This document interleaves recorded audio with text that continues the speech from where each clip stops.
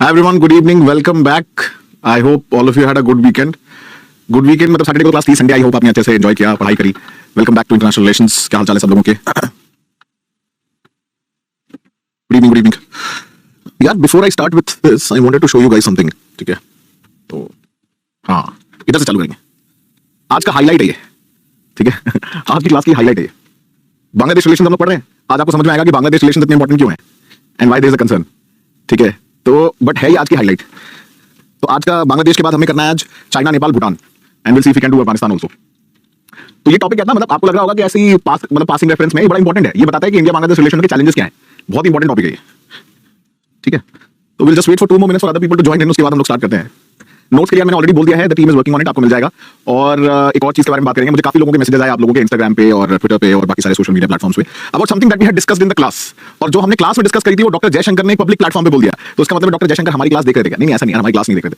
But उन्होंने exactly वही चीज बोली जो हमने डिस्कस करी थी. क्या? Who is the biggest diplomat और who was the greatest diplomat. And हमने वही चीज कुछ दिनों पहले, आपको याद है, लेक्चर नंबर 2 में डिस्कस करी थी, Lord Krishna and Lord Hanuman.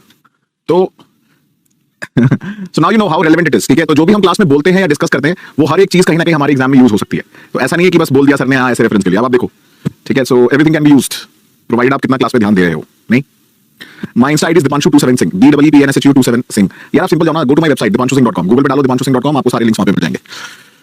Refresh कर लो यार, आई एम जस्ट वेटिंग इसलिए for other people also to join in. अगर बफरिंग हो रही है किसी की तो just give me a minute. हाँ जी, चलिए. तो coming back to this topic, now what can you highlight कि ये क्या प्रॉब्लम दिखा रहा है इंडिया बांग्लादेश रिलेशन के बारे में. ठीक है, क्या क्या दिखा रहा है, ये क्या इशू है? कोई बता सकता है क्लास में? कैन एनीबॉडी टेल मी कि ये मेजर क्या कंसर्न दिखा रहा है कि ये महिला अपने प्रेमी के लिए पूरा, जो आप देखो क्या किया उसने, पूरा बे ऑफ बंगाल सुंदरबन क्रॉस करके आगे किसी ने इसको पकड़ा ही नहीं. तो this shows that the biggest problem with India Bangladesh is the border. Border क्या है? पोरस है. पोरस, पोरस मतलब फिक्स बाउंड्रीज ऐसे नहीं है, नदी है, दलदल है. ठीक है, वहां पे आपको देखो डेल्टा है, वो डेल्टा शिफ्ट होता रहता है सेडिमेंटेशन की वजह से. और बीएसएफ वहां पे इन्वॉल्व रहती है, लेकिन कितना मैनिंग करेगी? वहां पे आपको पता है सुंदरबन में टाइगर भी घूमते हैं, क्रोकोडाइल भी हैं, तो वैसे ही बहुत बड़ा कंसर्न है. तो कितना भी आप पेट्रोलिंग कर लो, कितना भी आप सिक्योर कर लो, ऐसे केसेस होते रहेंगे. एंड ये तो ठीक है, ये तो आपको लग रहा है मजाक वाली बात है, बट ये बहुत बड़ा सिक्योरिटी कंसर्न है. बिकॉज बांग्लादेश और इंडिया के रिलेशन में, ठीक है, सबसे बड़ा चैलेंज बताया आपको क्या है? चलो मैं आपको यहाँ दिखाता हूँ. The biggest problem in India Bangladesh relations are what? If you have to highlight 4-5 issues अगर आपको हाईलाइट करने हो तो बताओ क्या होंगे? हम इसको लिखते हैं यहाँ पे, and that will summarise the entire issue of India Bangladesh for you. आपका वो पूरा का पूरा समराइज हो जाएगा यहाँ पे. बताओ क्या लगता है आपको, क्या क्या इश्यूज है? बॉर्डर पे कैमरास लगा रखे हैं, बट कितने लगाओगे आप? इंडिया बांग्लादेश के इश्यूज देखो, पहला तो आपको पता ही है, तीस्ता वाटर, और अभी हमने देखा था बारक नदी को लेके. चलो एक तो मैंने आपको बता दिया, 2 बता दिए, और बताओ एक 3 डायमेंशनल व्यू, 360 डिग्री व्यू देखना है आपको पूरे टॉपिक का. Issue of radicalism. ठीक है, वो लोग क्या करते हैं, हिंदूज के खिलाफ एथनिक टेंशंस होते हैं, वहां पे एथनिक क्लैशेस होते हैं, जो एक बहुत बड़ा कंसर्न है specially Bengalis. Issue of Rohingyas. Myanmar से जो रोहिंग्या मुस्लिम हैं वो बांग्लादेश चले गए बहुत सारे, और वो बहुत सारे क्या फिर इंडिया आते हैं बॉर्डर पे. तो उसकी वजह से असम, मेघालय में टेंशन बढ़ रही है. आपको पता ही होगा असम में असम अकॉर्ड को इंप्लीमेंट करने की बहुत समय से बात चल रही है, जिसके बाद आप देखेंगे एनआरसी जो है आपका, ठीक है, उसको लेकर डिस्कशन हुआ. राइट. सो रोहिंग्या मुस्लिम का इशू कैसा है? देखो रोहिंग्या आप देखेंगे कहां पे है. रोहिंग्यास कहां से निकल के आए हैं? रोहिंग्यास निकल के आए एक रखाइन करके स्टेट है म्यांमार का. जब हम इंडिया म्यांमार रिलेशन देखेंगे तब वहां पे डिस्कस करेंगे. म्यांमार में रखाइन करके प्रोविंस एक स्टेट है. अब वो वहां से आपको पता है बॉर्डर शेयर करते हैं बांग्लादेश से. सो बांग्लादेश से भाग के वो इंडिया भी आ रहे हैं. अब उसकी वजह से प्रेशर बिल्डअप हो रहा है. तो इसीलिए बांग्लादेश ने क्या किया है, एक आइलैंड है, सेक्लूडेड आइलैंड है बे ऑफ बंगाल में, बहुत राइटली आप किसी ने मेंशन किया, शिवम ने, भासन 4 एंड थेंगर 4 करके एक आइलैंड है, वहां पे इसको शिफ्ट कर दिया लोगों को कि जाओ तुम यहां रहो. अब वो भासन 4 और थेंगर 4 जो आइलैंड है, ठीक है, वो है प्रोन किसके? साइक्लोन के. आपको पता है यहाँ पे साइक्लोन बहुत सारे आते हैं, तो थोड़ा ह्यूमैनिटेरियन टाइप क्राइसिस हो जाता है, यहाँ पे यूएन को इन्वॉल्व होना पड़ता है. तो ये कंसर्न है. तो लेकिन अब क्या है, इससे जो रोहिंग्या के इशू को लेकर इंडिया बांग्लादेश के रिलेशन भी इफेक्ट हुए थे. Then the other concern was, बीच में जो उठा था वो था कश्मीर के स्पेशल स्टेटस को लेकर, article 370 and the CAA NRC को लेकर. ठीक है, आपने देखा होगा बांग्लादेश के साथ थोड़े से रिलेशन बीच में गड़बड़ाए थे बिकॉज ऑफ दिस, बिकॉज उन्हें लगा कि अरे ये सीएए एनआरसी की वजह से लोगों को वापस भेज देंगे तो इनके ऊपर फिर से प्रेशर आएगा. But then later on it was resolved. ठीक है, बट इसमें सबसे बड़ा इशू जो है वो है, जो अभी हमने देखा फोटोग्राफ, पोरस बॉर्डर एंड उससे होने वाली drug and human and cattle trafficking की. ठीक है, किसकी होती है ट्रैफिकिंग? ड्रग्स की, वेपन्स की भी होती है, कैटल की भी होती है, और ह्यूमन की भी होती है, जो एक बहुत बड़ा सरदर्द है बॉर्डर सिक्योरिटी फोर्स के लिए वहां पे. ठीक है, ड्रग की ट्रैफिकिंग, वेपन की ट्रैफिकिंग, मतलब अब तो हर चीज होगी ना. ड्रग ट्रैफिक कर दिया आपने, वेपन कर दिया, करेंसी हो गई, फेक करेंसी की ट्रैफिकिंग हो गई. ठीक है, ह्यूमन ट्रैफिकिंग हो गई, कैटल की ट्रैफिकिंग. कैटल ट्रैफिकिंग बहुत होती है. यहां से लोग क्या करते हैं कि ये लोग कैटल को शिफ्ट कर देते हैं वहां पे. And as you know most of these Muslim countries they eat beef and that is a concern of course for India. ठीक है, तो काउ स्मगलिंग बहुत होती है. तो वहां से गायों को बोलते हैं कि अरे वो तो खाते खाते जो है चारा खाते खाते घास खाते खाते बॉर्डर क्रॉस कर गई. And then they start fighting, disputing, ये तो मेरी गाय है, वो मेरी गाय है. सो एक ही बहुत बड़ा कंसर्न है. ठीक है, तो तीसरा रिवर डिस्प्यूट है, बैरक नदी को लेकर है, रेडिकलाइजेशन का इशू है, रोहिंग्यास का इशू है, सीएनआरसी आर्टिकल 370 था, पोरस बॉर्डर है. अभी रिसेंटली हमने सेटल किया है वो है मैरीटाइम डिस्प्यूट, बट अभी भी थोड़ा थोड़ा है वो. आपने देखा होगा लास्ट क्लास में हमने इसके बारे में बात करी थी, मैरीटाइम डिस्प्यूट याद होगा आपको, जो एक्सक्लूसिव इकोनॉमिक जोन के डिमार्केशन को लेकर था, जैसे साउथ चाइना सी में चाइना नहीं मानता लेकिन हम मान गए थे, ठीक है। मैरीटाइम डिस्प्यूट था, हमने कहा कोई बात नहीं, चलो ठीक है, उन क्लॉज के वर्ड को हम एक्सेप्ट कर लेते हैं, ठीक है। So we accepted that verdict, right. So this was the issue. और बताओ और क्या है बांग्लादेश के साथ, और क्या कर सकते हैं हम लोग, और क्या कंसर्न है बांग्लादेश से? हमें सीधे सीधे जो है हमारा जो कंसर्न तो नहीं है, बट टेक्सटाइल इंडस्ट्री पे हमारा बहुत बड़ा थ्रेट है, क्योंकि उनकी टेक्सटाइल इंडस्ट्री वहां पे चीप लेबर अवेलेबिलिटी है, प्लस आपको पता है वहां जूट का सबसे ज्यादा ग्रोथ एंड एक्सपोर्ट होता है, तो जो टेक्सटाइल इंडस्ट्री है वो बहुत ज्यादा है वहां पे, मतलब वो काफी ज्यादा सीवियर कंपटीशन इंडिया के लिए, specially textiles in Sri Lanka, Myanmar, Thailand, Vietnam and Bangladesh. बाकी हाँ, सो चाइनीज इन्फ्लुएंस तो यार देखो, चाइना का तो एक एंगल ना आप हर जगह लिख सकते हो ऑलमोस्ट, ठीक है। साउथ एशिया में, साउथ ईस्ट एशिया में अगर आपको कोई पॉइंट नहीं याद आ रहा एग्जाम के लिए, तो चाइना एंगल आप हमेशा डाल सकते हो, ठीक है। That is always going to be there, वो आप लिख सकते हो कि चाइना का इन्फ्लुएंस है यहाँ पे, तो वो हमेशा रहेगा, वो कहीं ना कहीं आप इंक्लूड कर सकते हो नेबरहुड में,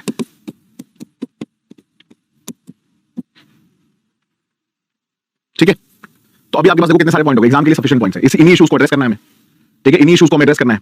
इसके अलावा एक और भी बहुत बड़ा इशू है, ठीक है। क्या हमारा इंडिया का इन्वेस्टमेंट प्रोजेक्ट बहुत सारे हैं, बट इंडिया कमिट तो कर देता है, लेकिन उसको इंप्लीमेंट करने के टाइम पे देरी हो जाती है कि नहीं, कि हमने बोला हाँ चलो इन्वेस्टमेंट करेंगे, रेल लाइन बनाएंगे, ये करेंगे, वो करेंगे, अब वो पैसा रिलीज नहीं हो रहा, ब्यूरोक्रेटिक डिलेज, रेड टेपिज्म, ठीक है। इंप्लीमेंटेशन की वजह से क्या होता है, फिर ये लोग दूसरी कंट्रीज की तरफ चले जाते हैं, चाइना चले गए या किसी और कंट्री के पास चले गए, तो ये भी एक बहुत बड़ा कंसर्न है कि delay in implementation of projects. तो इसलिए एक्ट ईस्ट के अंदर कोशिश की जा रही है कि इसको फास्ट अप किया जाए, और इसमें अभी इंटरनेशनल लेवल पे चीजें बहुत जल्दी मूव ऑन कर रही हैं, बट नेशनल लेवल पे अगर आप देखोगे प्रोजेक्ट्स को स्पीड अप करने के लिए गति शक्ति नेशनल मास्टर प्लान लेके आया, आपने सुना होगा गति शक्ति करके, पीएम गति शक्ति सुना है ना, गति शक्ति प्लान जो है सारे प्रोजेक्ट्स को कोऑर्डिनेट करने के लिए, तो वो अभी इंटरनेशनल लेवल पे नहीं गया, अब शायद उसको ये लोग इंटरनेशनल प्रोजेक्ट्स में भी इंप्लीमेंट करेंगे। अभी जो नेशनल प्लान है हमारा मास्टर प्लान ऑन पीएम गति शक्ति, वो जो है आपका अभी डोमेस्टिक प्रोजेक्ट्स के लिए है, बट अभी बात चल रही है कि हम उसको एक्सटेंड कर सकते हैं इंटरनेशनल प्रोजेक्ट्स, तो थोड़ा स्पीड अप होगा। बट ये है कि हाँ एक्ट ईस्ट के अंदर बहुत सारी चीजें स्पीड अप की जा रही हैं।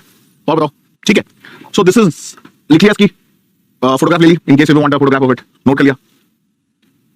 इंसर्जेंसी का ऐसा कोई ज्यादा इशू यहां से नहीं है, यहां पे वही है कि एक्सट्रीमिस्ट एलिमेंट को जो रेडिकल ग्रुप लिखा हुआ है ना पीछे, ये रेडिकल ग्रुप सपोर्ट करते हैं, तो कुछ कुछ आतंकवादी संगठन है, या जैसे उल्फा जो हमने बात करी थी, या फिर जो आपके नॉर्थ ईस्ट में टेररिज्म करते हैं, उनको सपोर्ट करने का काम इन्हीं का है। और इनको पैसे कहां से मिलते हैं, पाकिस्तान और चाइना से आते हैं, ठीक है। इनको पैसे कहां से आ रहे हैं, चाइना और पाकिस्तान दोनों जगह से आ रहे हैं, तो वो कुछ कुछ आतंकवादी संगठन है यहाँ पे, ठीक है, जो इनको सपोर्ट करते हैं, राइट। आगे बढ़े। रोहिंग्यास के बाद ब्रैकेट में लिखा हुआ है भाषण 4, BHASAN, भाषण 4 आइलैंड, भाषण और थेंगर, THENGAR, ये आइलैंड का नाम है इंडियन ओशन, मतलब बेसिकली बे ऑफ बंगाल में। अभी मैं दिखा देता हूं फोटो आपको। इलीगल इमिग्रेशन तो इसीलिए हो रहा है ना, ये यहाँ ट्रैफिकिंग हो रही है, इलीगल इमिग्रेशन इसी वजह से हो रहा है बहुत ज्यादा। BSF is border security force, EEZ is exclusive economic zone, exclusive economic zone ये वाला है, मैं इसको हटा रहा हूं, ठीक है। ये है, ठीक है, किसी कंट्री के 200 नॉटिकल माइल्स तक, ठीक है, यहां से यहां तक जो आपका एरिया होता है उसको बोलते हैं कॉन्टिनेंटल शेल्फ से EEZ। तो इंडिया का बॉर्डर यहां तक था, इनका यहां तक था, तो इतना हिस्सा हमारे बीच में डिस्प्यूटेड था, तो इंडिया ये केस हार गया इंटरनेशनल लेवल पे। फिर इंडिया ने कहा कोई बात नहीं, चलो हम डिस्प्यूट नहीं करेंगे, दोबारा अपील नहीं करेंगे, बांग्लादेश को हमने दे दिया, ठीक है। ये बेसिकली मैरीटाइम रिसोर्सेज के लिए है, राइट। बाकी हमने लास्ट टाइम बात करी थी कि इतने सारे कनेक्टिविटी प्रोजेक्ट चल रहे हैं, क्यों भाई, क्योंकि ऑब्वियसली नॉर्थ ईस्ट में पहुंचने का सबसे ईजी तरीका यही है। आप नहीं पहुंच सकते, आप यहां से जाओगे आपको लगेंगे 24-48 घंटे, वहीं पे आप बांग्लादेश से चले जाओगे या म्यांमार से जल्दी पहुंच जाओगे, तो that is why Bangladesh is important. Plus there are some hydro power projects भी चल रहे हैं कुछ यहाँ पे इलेक्ट्रिसिटी सप्लाई के लिए टू द ईस्टर्न पोर्शन, तो ये भी एक इंपॉर्टेंट एस्पेक्ट है। तो अभी बांग्लादेश लोग देखोगे आप, ये जो तिपाई मुख हाइड्रो इलेक्ट्रिक पावर प्रोजेक्ट है, ठीक है, उसको लेके भी इनको इशू है, ठीक है। बारक नदी भी जो मैंने बताया, अभी तिपाई मुख जो प्रोजेक्ट चल रहा है, इसको लेके कह रहे हैं कि भाई हमारा पानी डाइवर्ट हो जाएगा, जैसे पाकिस्तान भी होता है ऐसे ये भी होते हैं। उसके अलावा ये कह रहे हैं कि इकोलॉजिकल डिजास्टर होगा, क्योंकि कुछ कुछ वहाँ पे एंडेंजर्ड स्पीशीज पाए जाते हैं, लाइक गिबन्स एंड लेपर्ड, और ये सब ये क्या हो जाएंगे, ये इफेक्ट हो जाएंगे, तो ये चीजें बोल रहे हैं। तो बेसिक कॉन्टेक्स्ट इसका यही है, बट अदरवाइज बांग्लादेश के साथ कोई ज्यादा चैलेंजेस नहीं है एज सच, मतलब ऐसे नहीं जिस पे काम नहीं किया जा सके। तो बारक नदी जो है ये साउथ एशिया की, साउथ असम की one of the most important rivers है, ठीक है। और इसको सुरमा या कुशियारा नदी भी बोलते हैं, तो कई बार सुरमा कुशियारा लिख देगा तो भूल मत जाना, वो इसी नदी का नाम है। बाद में जो है गंगा और ब्रह्मपुत्र में जाके मिल जाती है, इज नोन एज मेघना, ठीक है। So challenges we have gone through, different approaches of India and China towards Bangladesh, ठीक है। इंडिया जो है ऐसा कोई हमारी टेंशन नहीं है, हमारे हिस्टोरिकल रिलेशन अच्छे हैं। चाइना को पता है कि भाई चाइना चाहता है कि बांग्लादेश के साथ रिलेशन अच्छे रहे ताकि वो इंडिया को काउंटर कर पाए, राइट। सो बांग्लादेश का टॉप सप्लायर ऑफ वेपन्स भी है, और चाइना काफी ज्यादा इनको एक्सपोर्ट करता है मिलिट्री इक्विपमेंट, और इसने रिसेंटली आप देखोगे 0 इंपोर्ट टैक्सेस लगाए थे ऑन इंपोर्ट बांग्लादेश। तो पूरी कोशिश कर रहा है चाइना की कैसे हम बांग्लादेश को इन्फ्लुएंस करके अपनी साइड कर ले, ठीक है। अभी मिंग क्लास सबमरीन भी सोचो इन्होंने खरीदी है, तो ये Chinese influence in term of this बहुत ज्यादा है वहां पे, राइट। सो ये बांग्लादेश के फायदे की बात है या खराब बात है, आप क्या है, ये बांग्लादेश के लिए क्या है, देखो ये जब भी राइवलरी आप देखो दो बड़े पावर के बीच में होती है, जैसे India Bangladesh, India Pakistan for that matter, तो फायदा इसमें तीसरी कंट्री का हो जाता है। जैसे नेपाल का फायदा होता है, इंडिया से प्रोजेक्ट नहीं मिल रहा तो बोलेगा कोई नहीं हम चाइना से ले लेंगे, तो ऑब्वियसली इंडिया के ऊपर प्रेशर आ जाता है, चाइना नहीं कर पाता तो इंडिया के ऊपर हो जाता है, तो ये basically they always play this card, है ना, बैलेंस करने के लिए। So China has become Bangladesh leading trading partner, और आप देखोगे चाइनीज इन्वेस्टमेंट्स भी काफी सारे बांग्लादेश में इंक्रीज हुए हैं, इसलिए इंडिया ने भी बोला कि हमने आपको $5 बिलियन दे रहे हैं, तो हम लोग इशू कर रहे हैं जिसको बोला जाता है लाइन ऑफ क्रेडिट। आपने ये सुना होगा वर्ड बार-बार, लाइन ऑफ क्रेडिट करके एक चीज होती है, ठीक है। तो हम बेसिकली उधार दे देते हैं, मतलब बहुत लंबे साल के लिए, और उसको आप करते रहो क्रेडिट कार्ड की तरह, लेकिन इंटरेस्ट बहुत कम लगता है उस पे, तो कहते हैं भाई बाद में लौटा देना जब प्रॉफिट जनरेट हो जाएगा। सो अभी आप देखो इस समय बांग्लादेश की इकोनॉमी भले ही आपको लग रहा हो, लेकिन सिचुएशन उतनी अच्छी नहीं है, they have to go to IMF, ठीक है। सो बांग्लादेश जो है वो यूटिलाइज कर रहा है दोनों ही नेशंस को अपने फायदे के लिए, तो वही है भाई अल्टीमेटली बिटवीन टू पावर्स बीच में जो है वो बैलेंस करने की कोशिश कर रहा है। बाकी इलीगल इमिग्रेशन हमने देख लिया है ऑलरेडी, मैं बता चुका हूं, rise of militancy, arms smuggling etcetera etcetera.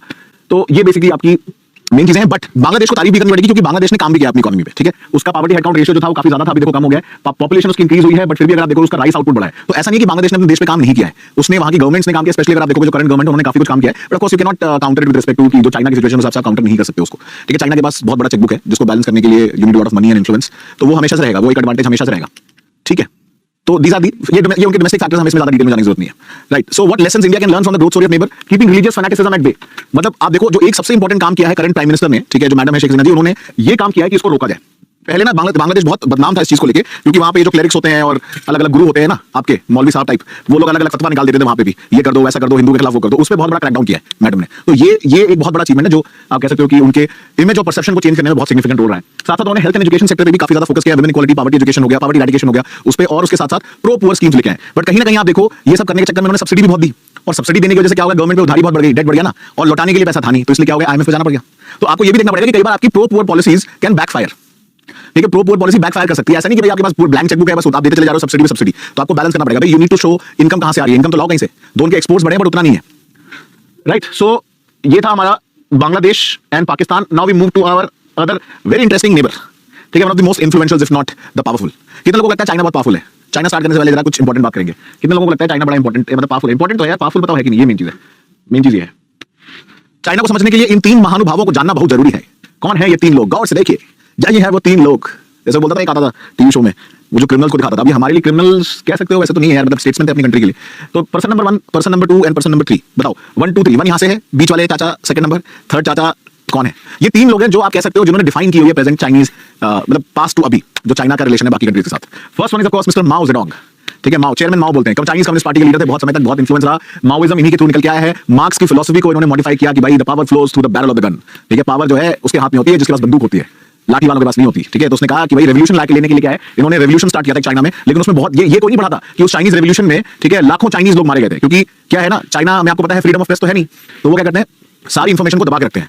So he promoted revolution, ठीक है, रेनेसां टाइप प्रमोट करने की कोशिश करी थी इन्होंने चाइना में, ठीक है, जिसकी वजह से काफी लोगों की जान गई। इन्होंने कहा कि भाई इतना प्रोड्यूस करना है, इतना ज्यादा मैन्युफैक्चरिंग बढ़ाना है, मतलब देखो अभी हम बड़ी इंटरेस्टिंग एक टाइमलाइन पे आने वाले हैं, बड़े इंटरेस्टिंग पड़ाव पे आने वाले हैं। तो माओ साहब जो है ही kind of shifted the gears for China. जब इंडिया का इंडिपेंडेंस हुआ था, आपने कई बार पढ़ा होगा, सुना होगा, शायद इकोनॉमी में पढ़ा होगा कि इंडिया और चाइना की ग्रोथ ट्रैजेक्टरी सेम थी। 70s के बाद कुछ ऐसा हुआ है जिसकी वजह से चाइना बहुत आगे निकल गया। पढ़ा होगा ना, आपने सुना होगा कि दोनों की अगर आप देखो जीडीपी ग्रोथ ऑलमोस्ट बराबर चल रही थी। 78 80 के बाद, 70s के बाद, लेटर 70s के बाद चाइना बहुत तेजी से आगे निकल गया। उसका कारण था ये बेसिकली जो इन्होंने किया, बिकॉज़ तब तक तो उनकी डेथ हो चुकी थी 76 के बाद, लेकिन इन्होंने जो पुश किया माओ जेडोंग ने वो रेवोल्यूशन के प्रति, ठीक है, वो रेवोल्यूशन जो लेके आया कि सबको प्रोड्यूस करना है, मैन्युफैक्चरिंग बढ़ाना है, लेकिन at what cost? The question is किस कॉस्ट पे? 1 लाख 2 लाख लोगों की जान गई, उस पे कंट्री बनानी थी। देखो इंडिया तो नहीं बना सकता था यार, हमारे यहाँ ऑलरेडी हमने लाखों जान गंवाई थी फॉर इंडिपेंडेंस, तो इंडिया तो ऑलरेडी अपनी जानें गंवा चुका है। तो हम ऐसा रेवोल्यूशन तो नहीं ला सकते थे कि मैन्युफैक्चरिंग के लिए हम जो है पूरा देश को बढ़ाने के लिए हम भूखे मर रहे हैं लोग, चाइना के 2-2 लाख मर गए लोग, ठीक है, और जो विद्रोह करता था, प्रोटेस्ट करता था, उसको भी मार देते थे। तो अगर ऐसा देश बनाना है तो बात अलग है। इनके बाद क्या इन्हीं के टाइम पे थे प्रीमियर, ठीक है, जैसे प्राइम मिनिस्टर होते हैं वैसे, या आप कह सकते हो उस तरीके का कॉन्सेप्ट था। तो ये उस समय चाइनीज कम्युनिस्ट पार्टी के लीडर थे, सुप्रीम लीडर या प्रेसिडेंट बोलो एक तरीके से। ये है मिस्टर जू एन लाई, जो जिनकी बहुत अच्छी बॉन्डिंग थी जवाहरलाल नेहरू जी के साथ, ठीक है, जो मैंने आपको बताया था कि इनकी वजह से उन्हें धोखा लगा। 62 वॉर के पीछे इनका बहुत बड़ा रोल है। जू एन लाई, ठीक है, जू एन लाई, जाओ एन लाई बोलते हैं जनरली, सो जू एन लाई। सो ये वो इंसान है जो बीच में बैठे हुए हैं जिन्होंने झंडा आगे लेके चले किसका, माओ जेडोंग का। इसके बाद जो थर्ड आदमी आपको दिख रहा है, इनका नाम है डेंग जियाओपिंग। ये आदमी तब भी थोड़ा ठीक आदमी था, ठीक है, डेंग जियाओपिंग जो आदमी था ना, ये बिल्कुल ठीक आदमी था, क्योंकि अटल बिहारी वाजपेयी जी के टाइम पे और उसके पहले, अगर आप मतलब अटल बिहारी वाजपेयी टाइम पे भी था, और उसके में आप देखोगे जो मेन इंदिरा गांधी के टाइम पे, अटल बिहारी वाजपेयी के साहब के टाइम पे ये बात कंफर्म की गई थी, जो मैंने आपको बात पहले बताई थी कि इन्होंने ऑफर किया था इंडिया को। क्या बताओ, मैंने आपको बताया था लास्ट क्लास में, he offered something to India. He said कि आप जो है एक काम करो, अक्साई चीन वाला पार्ट हमको दे दो, ठीक है, you take away the claim of western sector, we will give away the claim of eastern sector, कि अरुणाचल को लेकर हमारा डिस्प्यूट खत्म हो जाएगा। आप एक काम करो, अक्साई चीन वाला पार्ट जो है, ठीक है, वो एक्सेप्ट कर लो कि हमारा है। एंड ये उन्होंने बाद में सेम ऑफर दिया जो पहले जवाहरलाल नेहरू को भी दिया गया था, ऑफर दिया था कि आप हम जो है अरुणाचल, आप जो है सदन तिब्बत का जो पोर्शन है, ठीक है, अरुणाचल आप रख लो, और हम जो है क्या कहते हैं लद्दाख वाला पोर्शन रख लेंगे। तो ये बहुत सारे रिसर्च पेपर्स में भी कंफर्म हुई है कि ये वापस से डेंग जियाओपिंग ने बोला था, ठीक है, डेंग जियाओपिंग ने ये बात बोली थी, ये कंफर्म भी की गई है बहुत सारी जगह। तो ये तीन लोगों ने कह सकते हो चाइना की हिस्ट्री लिखी है, ठीक है, और चाइना आज जो है वो इन तीन लोगों की बदौलत तो है ही। चौथे इंसान आप जानते हो कौन है, ग्यारह जिनपिंग, ठीक है। सो ग्यारह जिनपिंग के बारे में तो जानते हो, शी जिनपिंग। सो वो क्या कर रहे हैं, he is trying to imitate Mao Zedong, this guy and this guy, majorly these two guys, ठीक है। शी जिनपिंग क्या कर रहे हैं, वो इन दोनों इंसान की कॉपी करने की कोशिश कर रहे हैं, मेजरली माओ की फिलॉसफी। तो इसलिए मैंने आपको पहले इन तीन लोगों के बारे में बताया, क्योंकि ये लोग बड़े इंपॉर्टेंट हैं और इनके बारे में जानना बहुत जरूरी है, तभी आप चाइना के बारे में समझ सकते हैं। बात समझ में आई सबको? क्लियर होगी बात? तो ये तीनों इंसानों ने चाइना और इंडिया या फिर इंटायर चाइना की हिस्ट्री को रिडिफाइन किया, ठीक है। So now we come to India China issues. तो जो लेंथ है हमारा बॉर्डर का वो लगभग 3488 किलोमीटर है, लेकिन इसको लेके चाइना बोलता नहीं इतना नहीं है, क्योंकि चाइना मेजर पोर्शन जो है अरुणाचल का, और आप देखोगे जो वेस्टर्न सेक्टर है, अभी हम देखेंगे 3 जगह हमारा बॉर्डर डिस्प्यूटेड है, उसको वो बोलता है कि हमारा हिस्सा है। तो इस चीज को लेके चाइना की तरफ से एग्रीमेंट नहीं है।